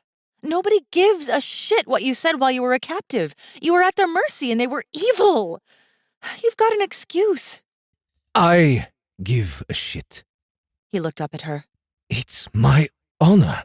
Seeing he was utterly serious, Bonnie sighed and dropped her head into her hands, looking out over the inlet. She thought about going out to get a burger, then remembered that her new buddy the samurai badass who cut people open with a fancy sword while she was sleeping was a vegetarian. You up for a salad? She asked, as a compromise. I'm not hungry right now, Masaaki said. Indeed, he made a face and looked like she had asked him if he would enjoy bathing in raw sewage. And immediately, Bonnie knew why. She had just scared the shit out of him. And here she was, all ready to top off her latest meal with a nice big burger, while he was probably still feeling like puking his guts out with terror because she was eating his soul, just like 700 years of brutish bastards before her. Smooth. Bonnie said. I'm not too hungry. I can hold off a couple more hours. Oh, even better. Remind him she's sitting there digesting him. And oh, by the way, I can wait a couple more hours. Thanks. Clearing her throat, Bonnie said, Thanks, Masaaki. For whatever twisted reason you did it, I really appreciate you helping me out. He grunted without looking at her. Then, heaving himself to his feet, he offered a hand to her. Bonnie, who didn't need any help getting to her feet, took it anyway. As she stood, Masaaki watched her almost shyly. I would like to walk a little ways. He gestured at the seemingly never-ending expanse of gray shoreline, which followed the edge of the forest back to the mouth of the Kinnick River 30 miles away. Bonnie had never walked further than that, hadn't really cared to because the scenery was pretty much the same.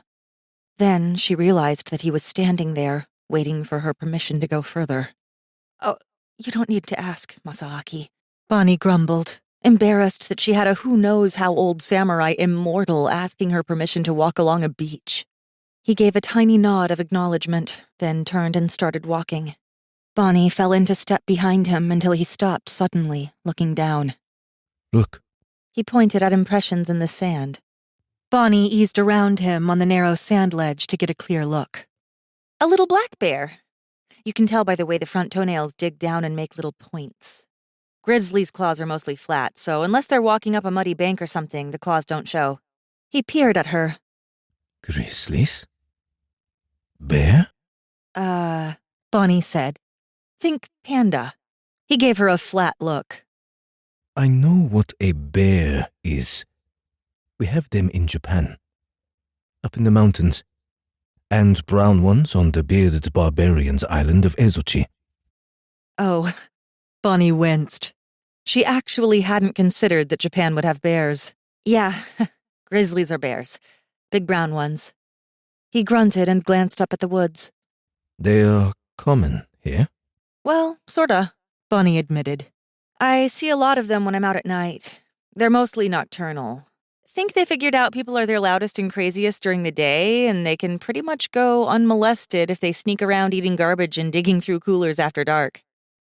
I hope to see one, Masaaki said, with obvious longing. It's been a long time since I've been outside. He bent and plucked a cotton head from one of the Arctic cotton plants. Turning it in his fingers, he sounded painfully hopeful when he said, Do you have cherry trees here? Bonnie grimaced. No. Well, I mean, they brought a few up from the lower 48, so if you drive through the cities, you'll see some here and there. But they're not natural, no. He sighed and dropped the cotton head.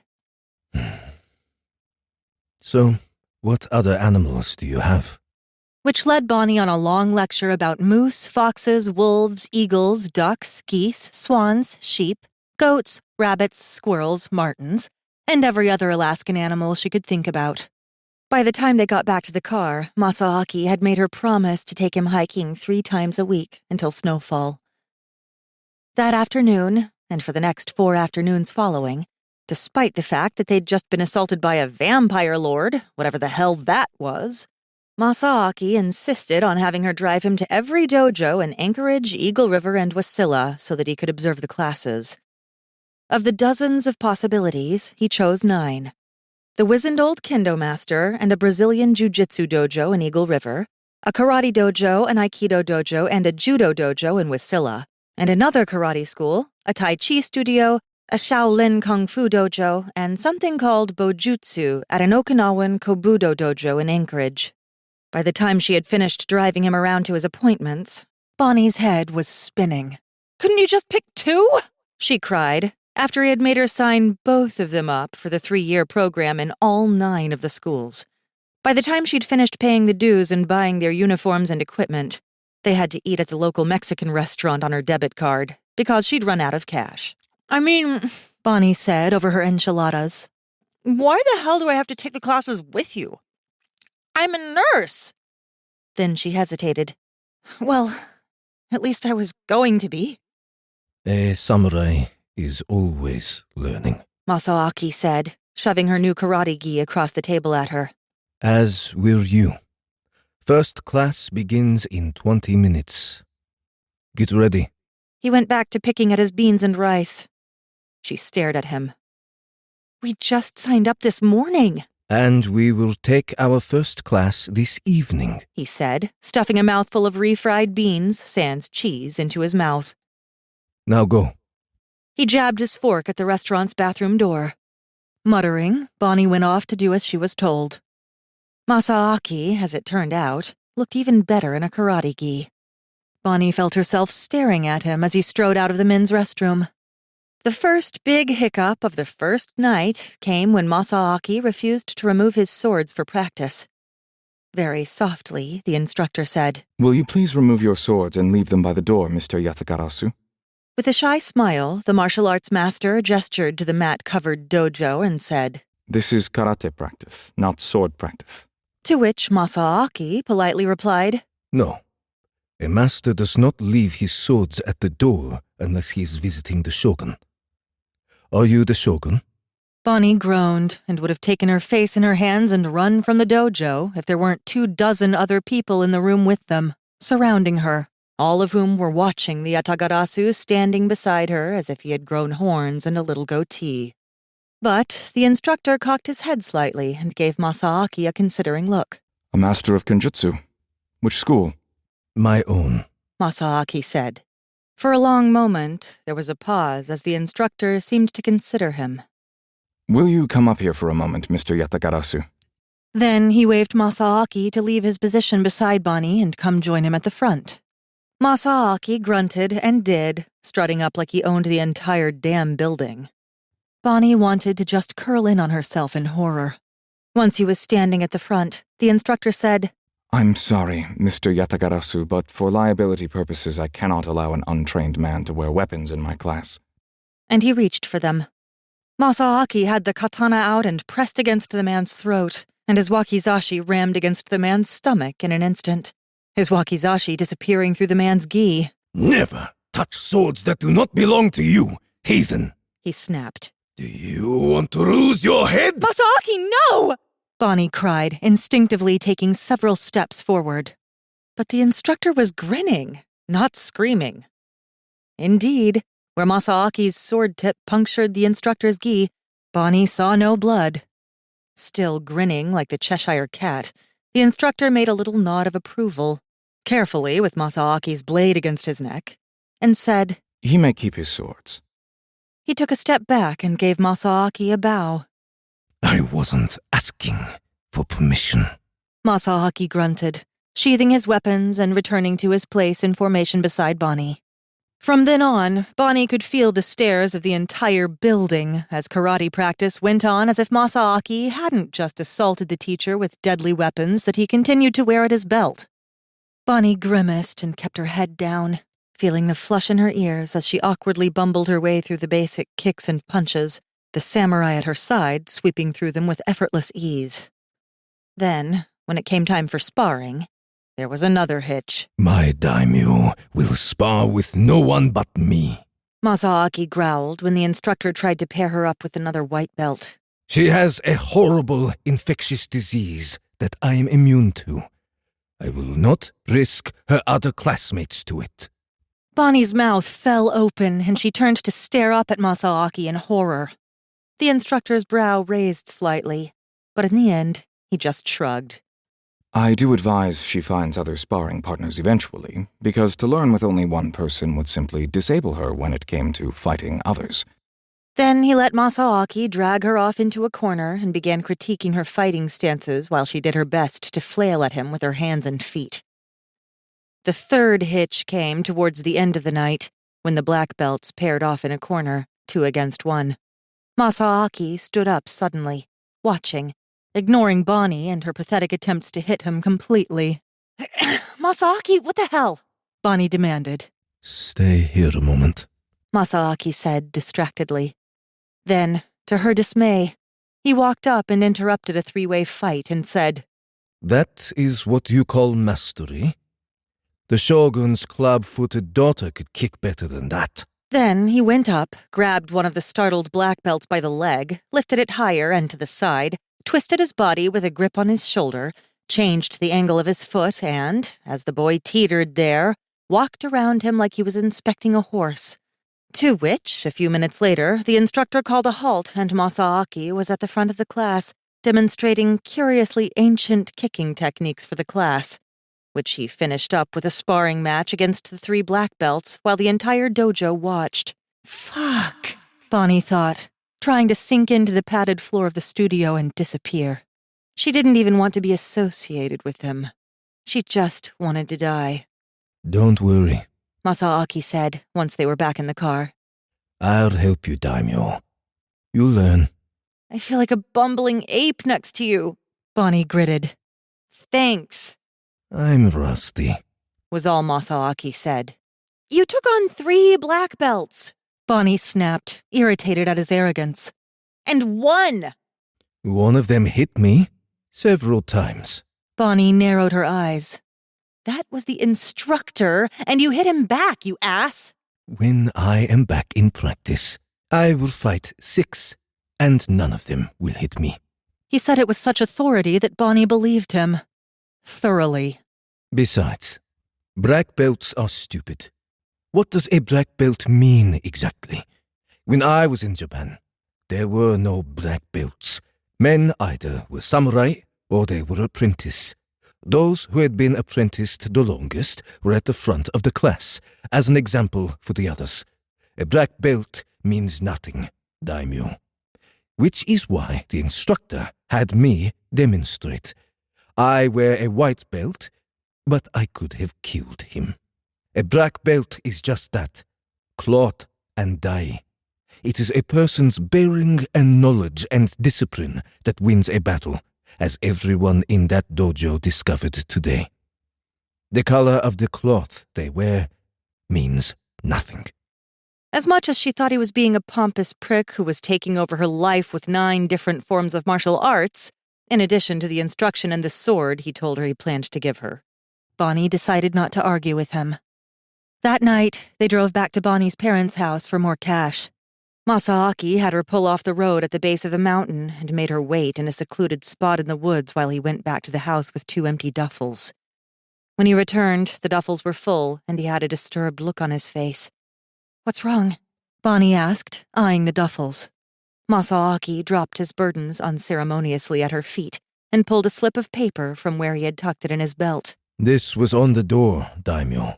Bonnie's heart began to pound as she flipped open the paper and read the note. As your parent's successor, we offer a continuation of our previous arrangement with your sire. Delectable diversions to satisfy your every delight, sold for a fair price.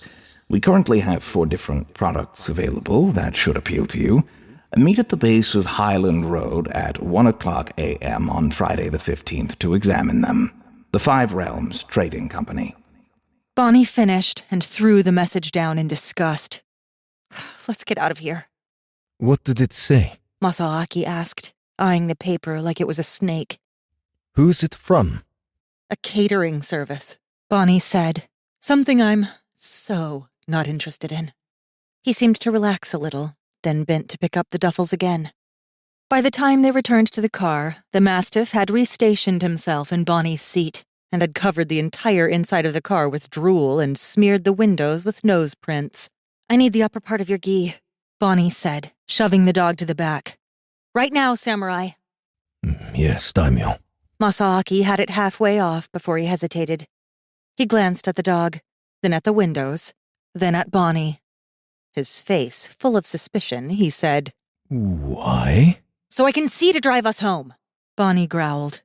So I don't slam into something on the highway or, oh, wait, here's one, get pulled over for fogged-up windows and have to explain to the officer why I have several $1 million in duffel bags in my back seat.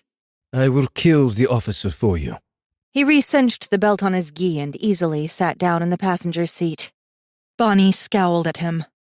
You know, for a self-professed peace-loving Buddhist veggie-eating tree-hugger, you're rather quick to shove a sword in someone's face. Some people need to die. Besides, war is inevitable in our time. The difference between the peasant and the samurai is that the samurai makes this inevitability his advantage, letting it sharpen his sword for him, while the peasant huddles in his paddy and cowers from it. Which man will survive a battle? Hypothetically? Bonnie asked. At Masaaki's wise and knowing Zen nod, she said, the woman with a submachine gun. She proceeded to strip off the upper layer of her karate gi, leaving just a white t-shirt underneath, and began wiping dog slobber off her windows to Masaaki's huge sigh. When she was done, she tossed it into the back and started the Mercedes for home. Over the next few days, it readily became apparent that Bonnie was not going to be able to hide the Mastiff from the apartment manager for much longer. Much less, Bonnie thought with a wince, the sword-toting samurai who insisted on going for a daily walk with her around the block, when Bonnie was supposed to be the only tenant. In a karate gi, or kendo gi, or whatever the fuck gi he happened to be wearing from classes that afternoon. She was still not happy with the martial arts inundation idea, but Masaaki simply wasn't taking no for an answer, and, as he was currently her only food source, Bonnie was inclined to do what the big Japanese dude with the oversized machete got a bug up his ass to go do. And, with her parents' place compromised by the freak that had attacked Masaaki, Bonnie found herself scanning the local classifieds listings for a secluded, more dog and samurai-friendly rental. She did not want to have to explain to her apartment manager, "Oh, that's not really my dog. That's the dog that I stole from this vampire lord who attacked me in the middle of the night and got his ass handed to him by the vegetarian over there with the swords. Who isn't living with me, by the way." After a week, Bonnie still didn't have an apartment rented. Potential renters, it seemed, saw that Bonnie was 19, jobless, had crappy credit from losing said job, could only pay with cash. There was no way on earth that Bonnie was taking a duffel bag of money into a bank to make a deposit, and didn't want to touch her with a 10-foot pole. Why don't you just tell them you're rich? Masaaki asked helpfully. Because of a couple duffel bags and a room full of cash that may or may not be there when she got back? Bonnie sighed. Obviously, he had some misconceptions about modern man's ability to make money, and was probably thinking back to the feudal system, where being rich meant you stayed rich. Bonnie didn't have the heart to tell him that she didn't have the capabilities to replenish that huge roomful of money that they were quickly whittling away on gas and meals, and martial arts paraphernalia on eBay. After all, if the stars aligned and she was really lucky, she could land another job as a CNA and make maybe a couple grand a month. In all reality, it was probably time to start investing. Bonnie had circled another likely apartment candidate when the phone rang. Over the hour-and-a-half conversation that followed, Bonnie stopped thinking about apartments and started thinking about castles. When she finally ended the conversation with the bank representative, she felt giddy. She said, swallowing. "You aren't going to believe this." Masaaki, who had taken to translating the world history book into Japanese while she was on the phone, hesitated and looked up at her, pen in hand. The book was already filled with hundreds of unintelligible characters that he had informed her were kanji. Believe what? Your parents were wealthy? I knew that. They bought me. Do you know how much it would cost to buy a yatagarasu? He made another notation in the history book. Bonnie swallowed, then looked again at the figure she'd written on the napkin. $433 million. With more incoming all the time. Oil money. A 50% share in 18 different wells, all neatly managed by a company in Dallas. "I don't really feel so good," she muttered, having to sit down. No wonder her parents had always been so casual about throwing money around. They had hired a chauffeur just to drive Bonnie to school and back, rather than doing it themselves. And now that she thought about it, the limo must have been worth a lot, with its specially tinted windows and bulletproof interior. It was still parked in the garage out back, even though it hadn't been used since she'd left when she was 16. And the Mercedes, a CL65 AMG? She'd never even heard of that before. On a hunch, Bonnie went to her laptop, flipped it open, and did a search. Immediately, she felt sick.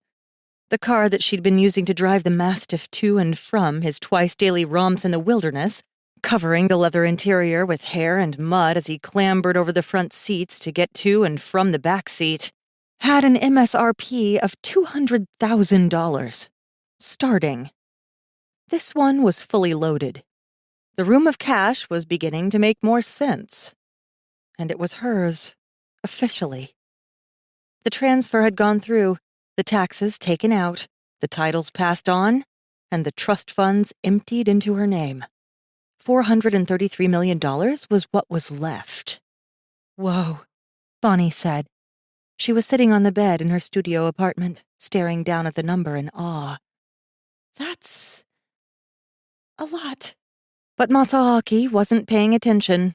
I found musket and rifle and gun and pistol and revolver, but nowhere can I find boomstick or thunderstick. He looked up at her, frowning. Is that a local dialect? Bonnie reddened. You could probably say that. Masaaki sighed, shutting the history book. I've had enough for now. You wanted to take me to Eklutna. I think I need to hire a bodyguard, Bonnie said. Masaaki gave her a sharp look. Are you unsatisfied with my performance, Daimyo? Bonnie winced. No, I was just thinking maybe someone with guns. That, and he was getting visibly weaker each day she fed on him, and there seemed to be nothing she could do about it. The less she fed, the more hungry she became, and the sooner she had to feed again. Even now, the hunger was a painful twist in her chest. Her limbs felt weaker, and her senses had dulled noticeably, until the Yatagarasu's golden threadwork of power winding through his body was all she could see. I will enroll in gun classes. Until then, take me to Eklutna. You look hungry. Bonnie grimaced and looked away. Masaaki, she started uncomfortably. You're not going to be able to do this by yourself, are you? Immediately, Masaaki twisted to glare at her. I'm fine. You stumbled last night, in your kata. You had to get water in the middle of class. I'm killing you, aren't I? His body tensed. I will not allow you to feed on others until you can control yourself, Daimyo, he said, which meant yes, she was killing him. We need to find somebody else, Bonnie said softly. She started thinking of boys who had sat beside her in different classes, ones who had shown an interest. Topping her list was Josh, the cute guy who worked mornings at the Sleepy Dog Coffee Company. I could ask Josh. The samurai's hand came down in a strike on his palm so vehemently that Bonnie jumped. I will do this. Masaaki snapped. Come to Eklutna. I want a hike. He tossed her the keys. Then he turned and yanked the door open, striding into the sunshine beyond. I'm killing him, Bonnie thought, seeing the lifelessness to his skin in the sunlight, the dulling of the golden glow of his body. She considered trying to put it off another day, to give him time to recover. Now, Daimyo, he called from the stairs. You won't be attending class tonight like that. She considered telling him to shove off, that she was skipping class for the night and he could just shove it. Then she took a good look at the pulsing yellow lines within him and felt her limbs go weak with need. Shamefully, Bonnie's hunger won out, and she followed her meal ticket outside. Chapter 15. A Meet with Slavers. It was getting better. Masaaki thought of the shameful way he had fallen after a kick that night, sprawled on the floor without the energy to get back to his feet, and had to believe that it was getting better. The kendo instructor, Shinzato Yusuke, had sent him home early, told him to get well. Bonnie hadn't said anything after they'd gotten into the car. She knew exactly why he had fallen, and wanted another way. After several minutes of silence, she said, Look, Masaaki, maybe we could find someone to help you. No! Masaaki snapped, frustrated and ashamed that she didn't think he was able to fulfill the task at hand. I asked for this. I brought you into this. I will help you, or I will die trying. At which point, I'll have to find someone else anyway, Bonnie cried. Look, Masaaki, I've decided. Remember the catering note? Well, I'm gonna meet them. You can come with me or not, but I'm going. Masaaki frowned and turned to look at his daimyo. Catering note? Bonnie hesitated. Yeah, He watched her lick her lips and tighten her fingers on the steering wheel. Okay, look. That note you found on my parents' door. It was from the Five Realms Trading Company. They said meet tonight, at 1 o'clock. Masaaki felt his body go rigid around him, remembering the hundreds of prizes that had arrived in the vampire's dungeon, carefully traded from vampire to vampire through an extensive network across the world. Absolutely not. I figured I got enough money, Bonnie blundered on. And if I free enough of them, maybe one or two will turn out like you and stay and help me.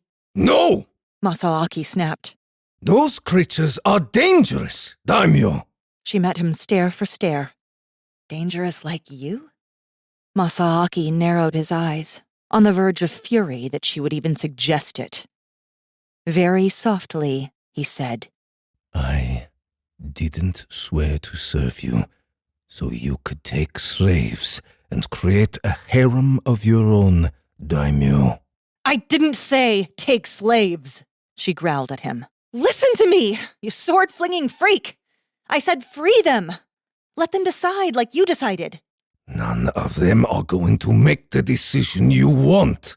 And the moment you try to keep them anyway, you and I are finished, daimyo. I will leave. Well then, it can't hurt anything to try, because I'm not going to try and keep them, Bonnie retorted. Masaaki didn't like the idea. Having a slave, for a vampire, even momentarily, was too much temptation.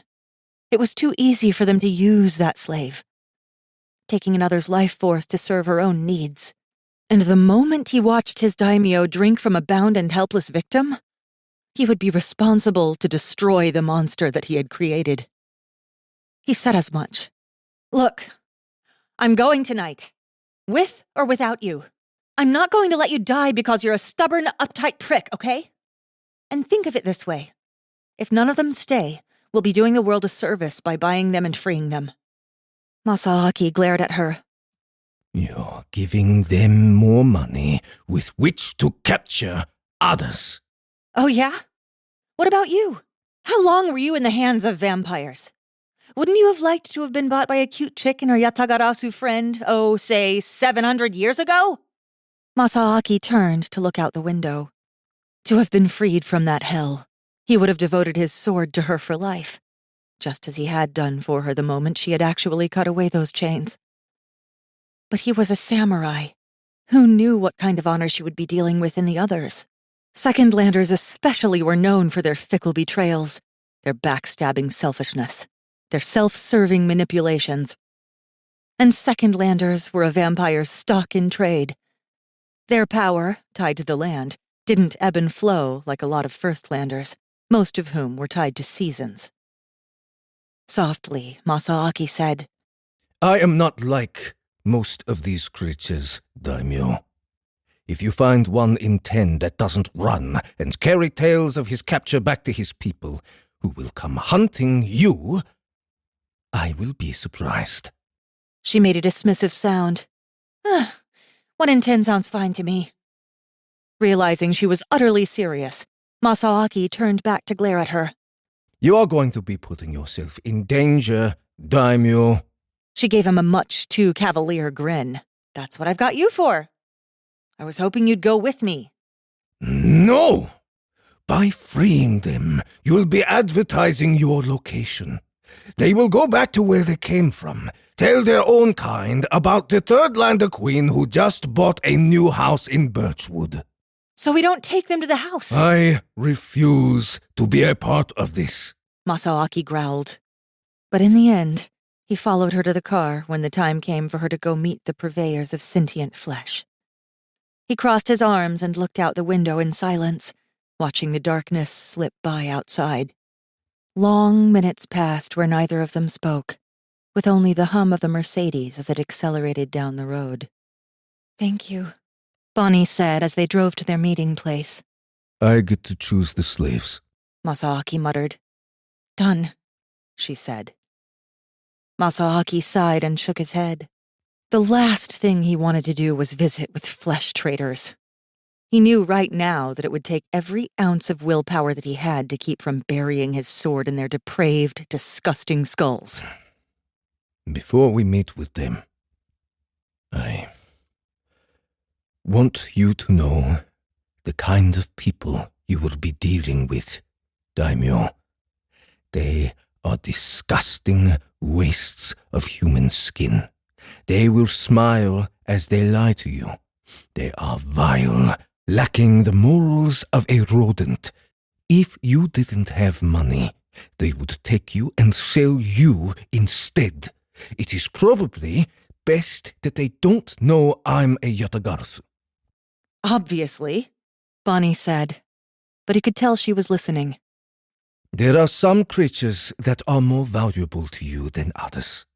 Yatagarasu, obviously, but they are rare, and you probably won't see another of those for decades, even if you meet with these snakes once a month. He drew a deep breath, then let it out between his teeth. Fae are good, because they are constant. Unlike myself, their power won't dwindle with the onset of winter. Bonnie gave him a startled look. You mean you'd be able to give me even less in winter? Masaaki grunted and continued. A vampire lord would be ideal, if you could enslave one, but the Five Realms Trading Company is run by vampires, so... Any idea when you were planning on telling me that, Masaaki? Or were you just going to let me find out on my own in, say, October when I killed you? At this rate, I'll be dead in 2 damn weeks, girl. The waning of my power in winter wasn't a high priority on my mind. Bonnie actually drew the car to a sudden stop and turned to stare at him. 2 weeks? She demanded. Masaaki felt his shame like a blanket, stifling him. You were right. I thought about it.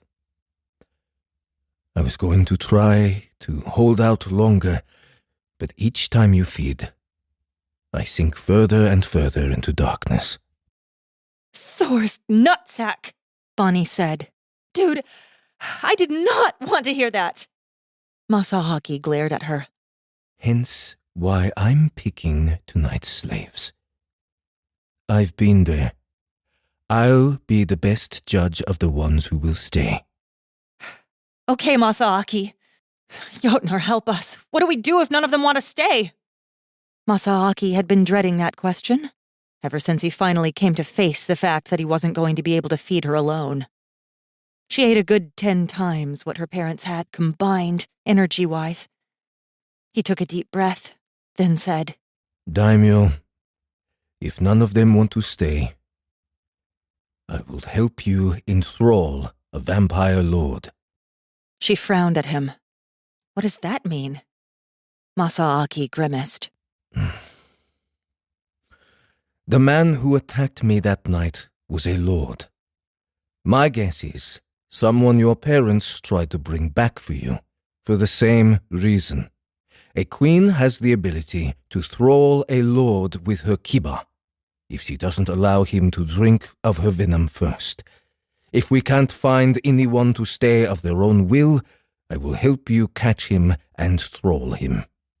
The car still motionless on the road, cars passing around them on either side. Bonnie peered at Masaaki for some time before she said, I thought you said you would cut off my head if I tried to thrall anyone. My offer is for a vampire lord. They are, by their very natures, meant to be reservoirs for queens. They produce their own essence and can magnify that which they drink, and they can store near limitless energy for long amounts of time. If you had a vampire lord in thrall, you could use him to focus and store my energy, and you could drink solely of him when I need the break. You said you'd cut off my head if I thralled anyone. Lords are the worst kind of vampires. We would be doing the First Lands a service. I won't shed a tear if you enthrall a lord, no. Hell, I'd have you enthrall an entire nest of vampires, but you can only drink from the lords. The rest, you would simply kill by taking their essence. Too weak. That guy you cut in half, Bonnie said. The one with the dog. Yes? Masaaki said, frustrated. How do you know he's even a lord? Bonnie demanded. You mean aside from when he told me while he was eating me? Because of his skin, Wongo. He shares the same silver color you did before you began eating of me. It is the color of the Third Land's magics under his skin, coursing through his blood. He gestured at the outside of the car. If you ever see another vampire, you will understand. Lords will look silver, where I am yellow gold. Other vampires, the lower tiers, will have whatever pathetic life energies they've managed to steal from their victims. If they haven't eaten in a while, they will have no glow. Lifeless. You understand? That is how you will be able to judge them when you see them. They will look like a walking corpse in your hunter's eyes. A car honked behind them and Bonnie got the Mercedes moving again. Softly, she said. That lord didn't seem like a bad guy. He had a dog. Hitler had a dog, Masaaki retorted. He had read about Adolf Hitler in the history textbooks she had bought him. Blondie, German Shepherd. Hitler loved that dog. Nazi propaganda used it to portray Hitler as an animal lover and win support from the masses. But when he was losing the war, the coward made his doctor use the cyanide capsules on his dog first to prove they worked, because Hitler was too much of a chicken shit to use them on himself. Bonnie was quiet for some time before she said, Serial killers and their fucking dogs. So, yes, I will help you claim a lord, but just one, and only if you don't get another volunteer tonight. If you try for more, I will wash my hands of this whole affair. You understand? I get it, Bonnie said softly. Now shh, this is it. They were pulling up to the four-way cross street with stoplights at all four corners. Bonnie put on the turn signal and turned onto the road leading up the mountain. Pulled off the pavement, just up the hill, was a beat-up old van covered in rust spots. Bonnie pulled the car over in front of it and took a deep, shaky breath as the driver's door on the van opened, and a narrow-waisted guy in jeans and t-shirt got out. You're my rich fiancé from Japan. Masaaki twisted to peer at her. What? My rich, kinky fiancé from Japan, she blurted again as the guy started toward their car. You want to have fun with them with me?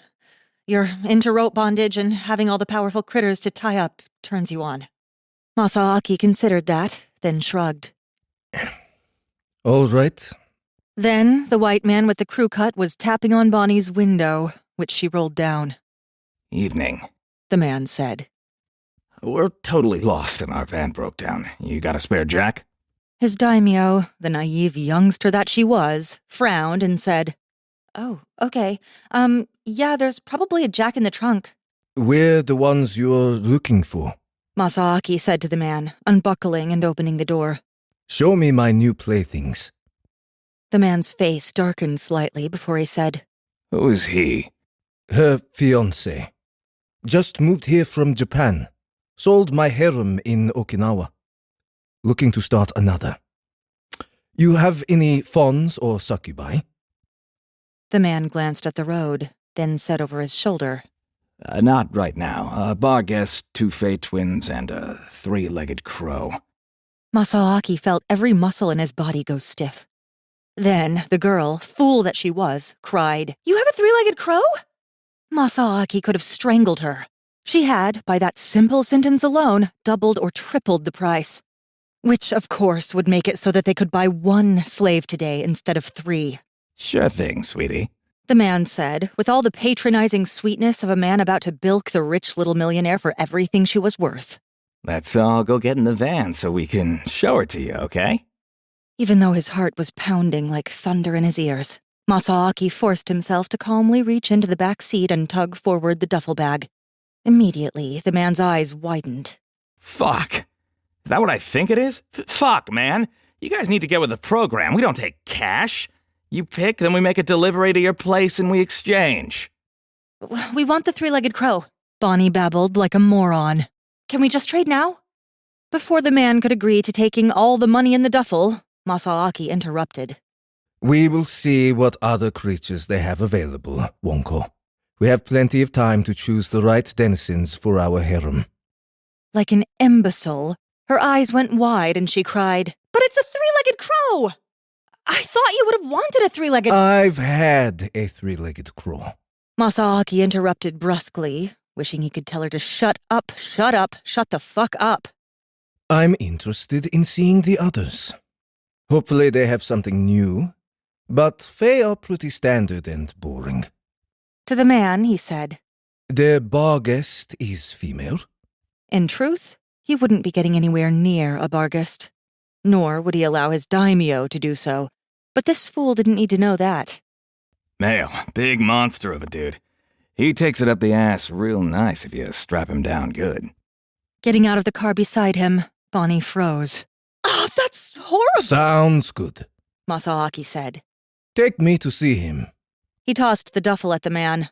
There's more where that came from, if I like what I see tonight. We're getting married soon. I must keep my beautiful bride well supplied.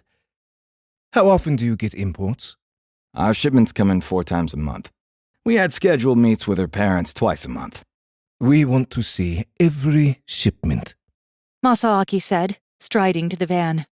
Bonnie here has the horrible tendency of killing her slaves, and her parents emptied out their harem before they left. For the first little while, we'll need to see everything you get in.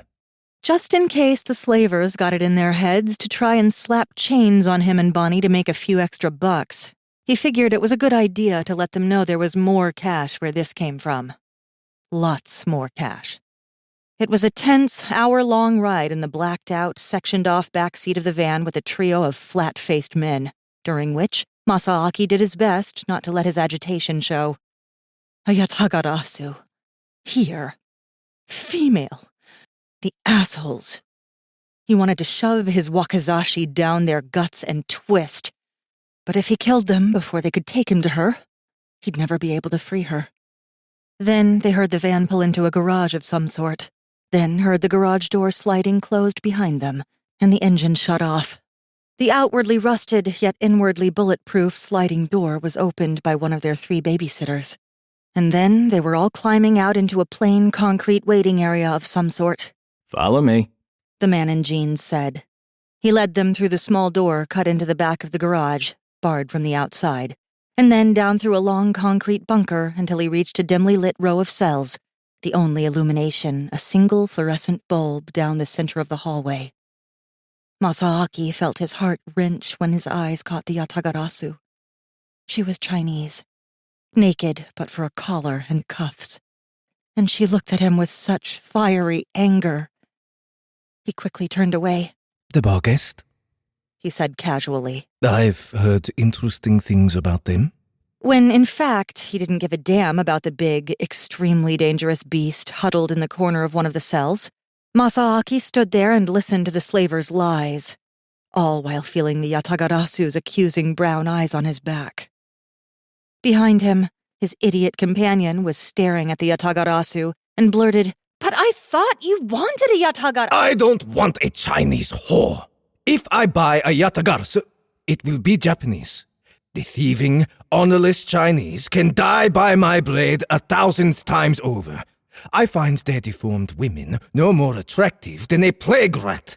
If you want a Chinese crow, then I suppose I will accept your decision, but I would rather take the 2 Fae and wait for the next shipment. Just hold on. Masaaki thought. I'll get you out of here, girl. Chapter 16. The Barghest. Bjorn heard the visitors to his prison long before he ever saw them. Bound as tightly as he was, it was impossible for him to rush to the front of the cell like the 2 backstabbing Fae across the hall. Murderers both. sold to the slavers for mere pennies on the dollar, for executing a young nymph when their masters left the three of them alone together. And, before that, a faun. And, if their whispered boasts in the middle of the night were true, dozens before that. Listening to some of the things that they did to their victims before they killed them, Bjorn would have gladly twisted both of their heads from their shoulders and hurled them to explode upon the walls across the room. But his captors had wizened to that particular facet of his abilities the first time they'd taken him to the playroom. It had not, Bjorn thought now, looking back, been the smartest thing he had ever done, but it had certainly been satisfying.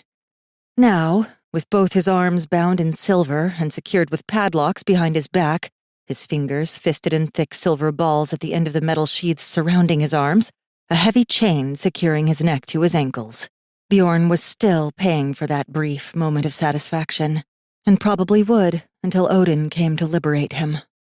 No one wanted a captor killer, regardless of the despicable things they could do with his blood.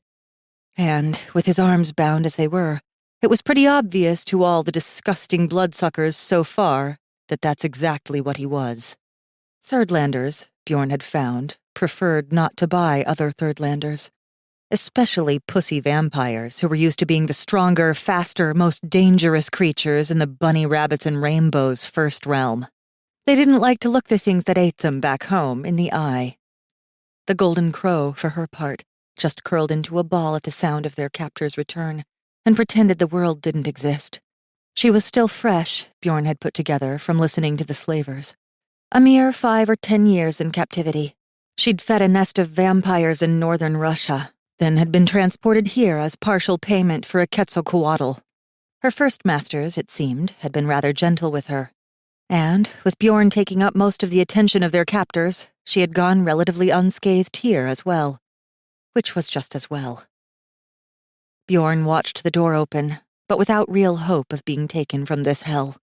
It had been 2 years since he had been brought to this place, and he'd seen countless vampires pass through the walls, take one look at him, and go pasty white.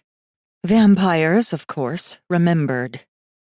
Those that had come from the Third Lands, which meant all who were not born of a First Realm queen, saw him, and he watched their minds flash back to that violent time where every moment had been a struggle for survival in the dark.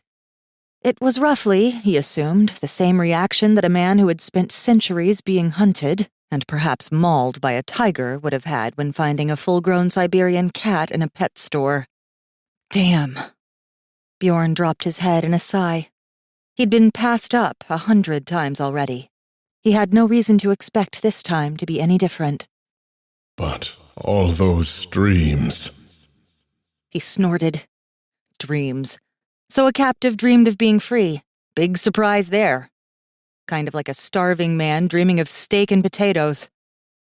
Then he heard a female voice, excited, talking about a yatagarasu, and he blinked and looked up. Instantly, he froze. Though only half of her arm was visible through the men's bodies and the wall of his cell, Bjorn's heart began to pound, seeing the silver-gold webwork through her fingers and forearm, the strange, not quite human cast to her skin. Oh, gods. Bjorn thought. Oh, gods, oh, gods. And then she came into full view, and his heart stopped. Bonnie was so stunned by Masaaki's sudden change of tune that she could only stare. Here they had a yatagarasu in chains, and he was going to leave her because she was from the wrong landmass. The bigoted, idiot, racist hard-ass. She should have known, though. The Koreans, the Japanese, the Chinese, hell, all those Asian cultures had a thing against each other. She had really pissed off a Korean kid in school by accidentally calling him Japanese. He'd spent like 10 minutes yelling at her, telling her how he was not Japanese. In fact, he had used a lot of the same words that Masaaki had used in describing the Chinese. Well, screw him! How much for all? She asked. We don't want or need all. I'd say we just take the twins. The bar guest obviously hasn't been broken yet. Definitely not something we want to risk taking home with us. And I'd rather fuck a macaque than a Chinese whore. Shut up, Masaaki, she growled. To their host, she said, How much? The tight-lipped man that had taken the duffel over to a strange, human-shaped table and dumped its contents onto it to count, looked up and said, More than you've got here. "How many can we afford?" Bonnie demanded. With this? The man lifted one of the wads of cash and flicked it back into the pile disdainfully. 1. 1? Bonnie felt her guts clench and her heart start to hammer. She could only save 1. She stopped and turned to look at the captives behind bars.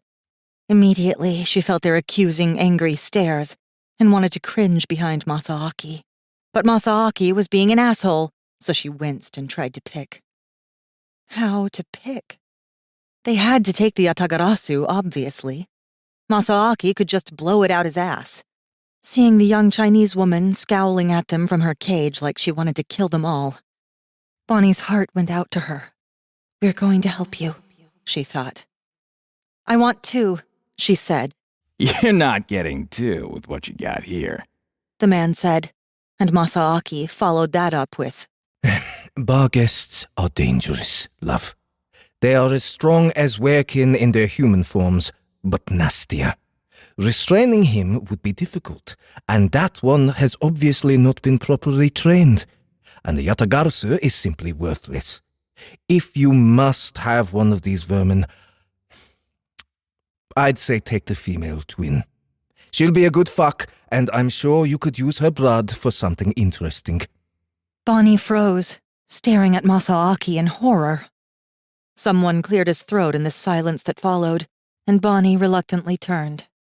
Kneeling on the concrete floor of the cage behind her was a gigantic, bleached-out blonde dude, the barghest that they had been talking about while Bonnie had been examining the Yatagarasu. The man on the floor, already almost ghostly pale, suddenly lost all color entirely. He swallowed hard against the heavy silver collar around his neck, but didn't take his eyes off her face. Bonnie met the barghest's ice-blue eyes, saw the strange, twisting white tattoos that were wrapped around his body in pale ivory lines, reminding her of a tiger's stripes, and she froze. Something about him was triggering a memory, some deep, instinctive fear to run. Run, run, run. The man's arms were encased in silver metal sleeves ending in round metal balls, which had then been padlocked behind him in multiple places up his arms. He was kneeling on the floor because a collar around his neck had been drawn tight down to his ankles, with a length of chain whose thickness reminded her of something off of a battleship, linking his ankles to his neck in a painful-looking arc. The man himself was undeniably a beast. Huge, with ice-blue eyes and long, ice-blonde hair, as big around as a bear. And he looked utterly capable of ripping her head off and hurling it through somebody's chest. But he looked desperate. There was no question in her mind that he was asking her silently to take him from this. Whatever horrors he had envisioned in her hands, they must have been minor compared to the disgusting perversions he was seeing at the hands of these men. Yet, there was also that nagging gut instinct, like something deep within was trying to wrest control of her legs and make her flee. Swallowing, Bonnie turned away from him and glanced at the 2 Fey twins, a boy and a girl. They looked like teenagers, maybe 14 or 15. They were in adjoining cells, watching her with fear in their eyes, secured to the wall behind them with regular-sized chains, instead of the massive ones holding the barghest in place. Twins, Bonnie thought. She couldn't separate twins. And they looked so innocent and scared. So she had to get the Yatagarasu, didn't she? Masaaki was just being an asshole, wasn't he? The little Chinese woman looked like she would gladly stab Bonnie in the eye with Masaaki's swords if given half the chance. The barghest, as big and supposedly dangerous as he was, looked like he wanted to go with her. And the slaver had talked about doing horrible things to the big man in chains. Bonnie swallowed. She could take the barghest, or the Yatagarasu, or one of the twins. But then she'd be separating twins, and they looked like kids. "I could go get more money and come back," Bonnie said. Masaaki gave her a disgusted sigh. Ugh. We don't need the damn barghest. Too dangerous, Wonko. Barghests eat vampires in the 3rd realm. If you must take one, take a Fey. And when Masaaki met her eyes, there was a dead seriousness in them. He's telling me not to take the Barghest, Bonnie realized, startled. Because he'll eat me. She glanced again at the chained bear of a man who was still pleading with her in silence. He didn't look like he wanted to hurt her.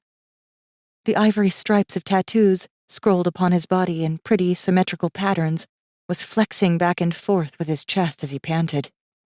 Hyperventilated? She swallowed. Are you sure we don't want him? With a sigh, Masaaki turned and considered the huge man kneeling on the floor. What these nice young men won't tell you about Barghests, my love, is that they're stronger and faster than a vampire and have the power of shadows at their command. They are the perfect night hunters, my sweet. And while that kind of power is delectable to many vampires, they're also absolutely wretched playthings unless properly trained. Which he obviously has not been. He'd rip up your pretty new house, love. I don't care about that, Bonnie blurted, seeing the way the man's platinum blonde eyebrows furrowed as he turned to glare at Masaaki. I'll get him anyway. I'll just get more money. Masaaki narrowed his eyes at her. Darling, while I'm sure these nice young men would love for you to go empty out your accounts for them, that Barghest is worthless and will stay. He obviously hurt someone, girl. Look at his arms. Only a fool would pay money for a creature like that. Bonnie returned his glare. You said the Yatagarasu is worthless too. What the hell, Masaaki? He made a disgusted sound. Yeah! You told me I would be making the decision this trip. Then, turning to the three men, he said, We'll take the Chinese whore.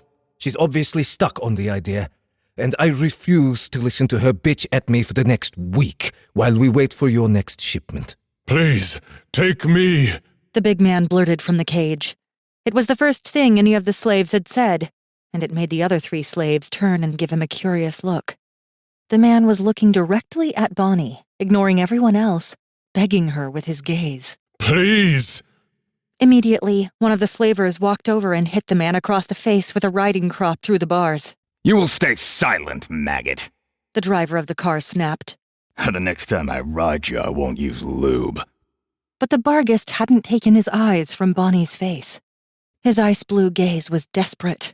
Please. The man with the riding crop started beating him then, brutally hitting him upon the unprotected face and chest, while the big man could neither duck nor raise his hands to protect himself.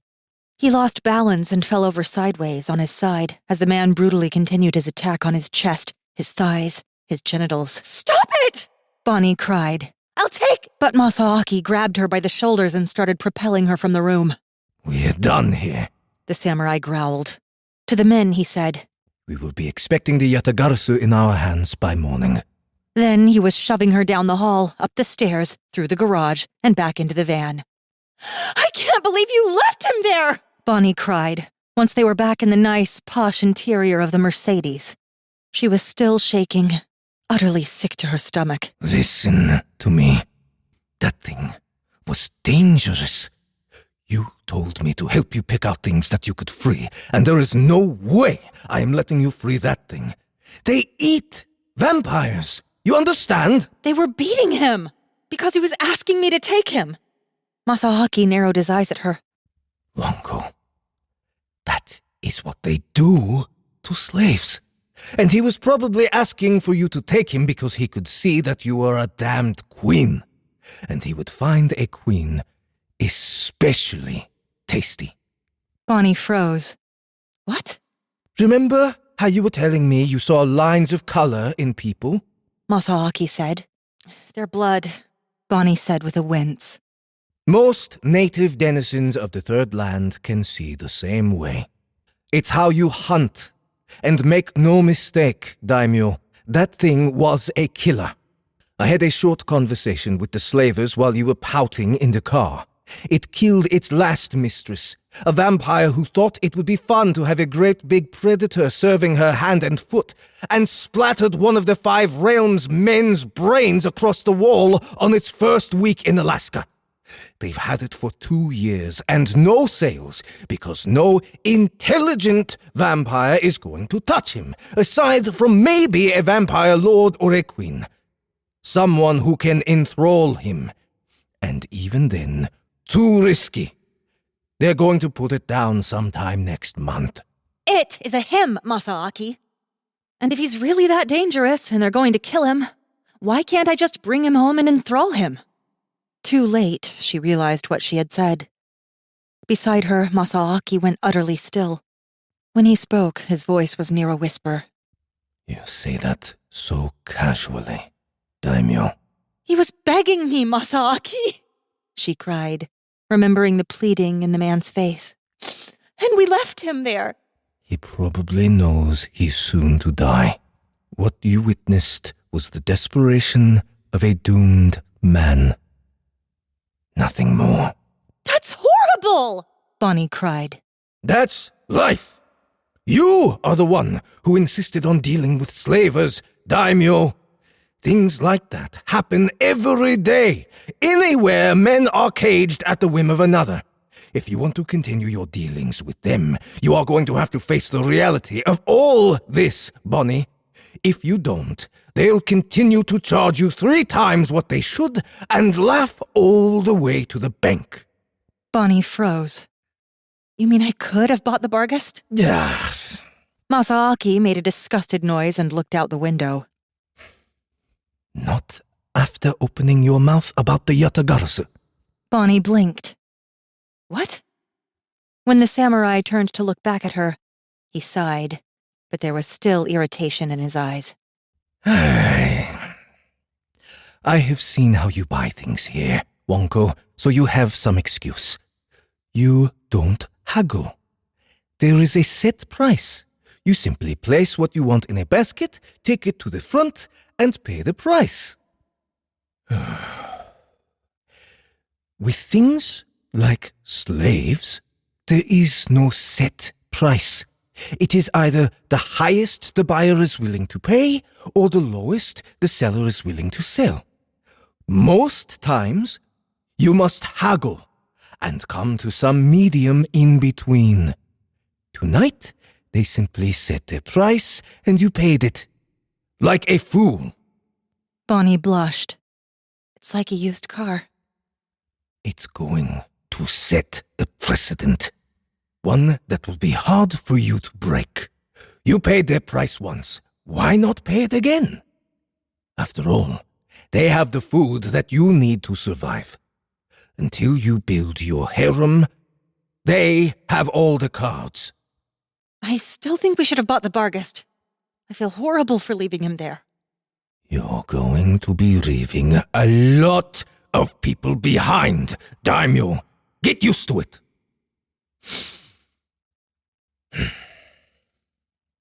Thank you for buying the Yatagarasu. I thought, for a moment there, you were going to leave her behind. Bonnie's mouth fell open at his hypocrisy. You were telling me to leave her behind. I was trying to keep you from having to spend all of your money on her. Every time you opened your mouth, you doubled her damn price. Bonnie blushed and looked at the steering wheel. Oh. You didn't know. I should have instructed you beforehand. But now that you do know, just think about it next time. You should have come out of there with the twins and the Yatagarasu for the amount of money you brought.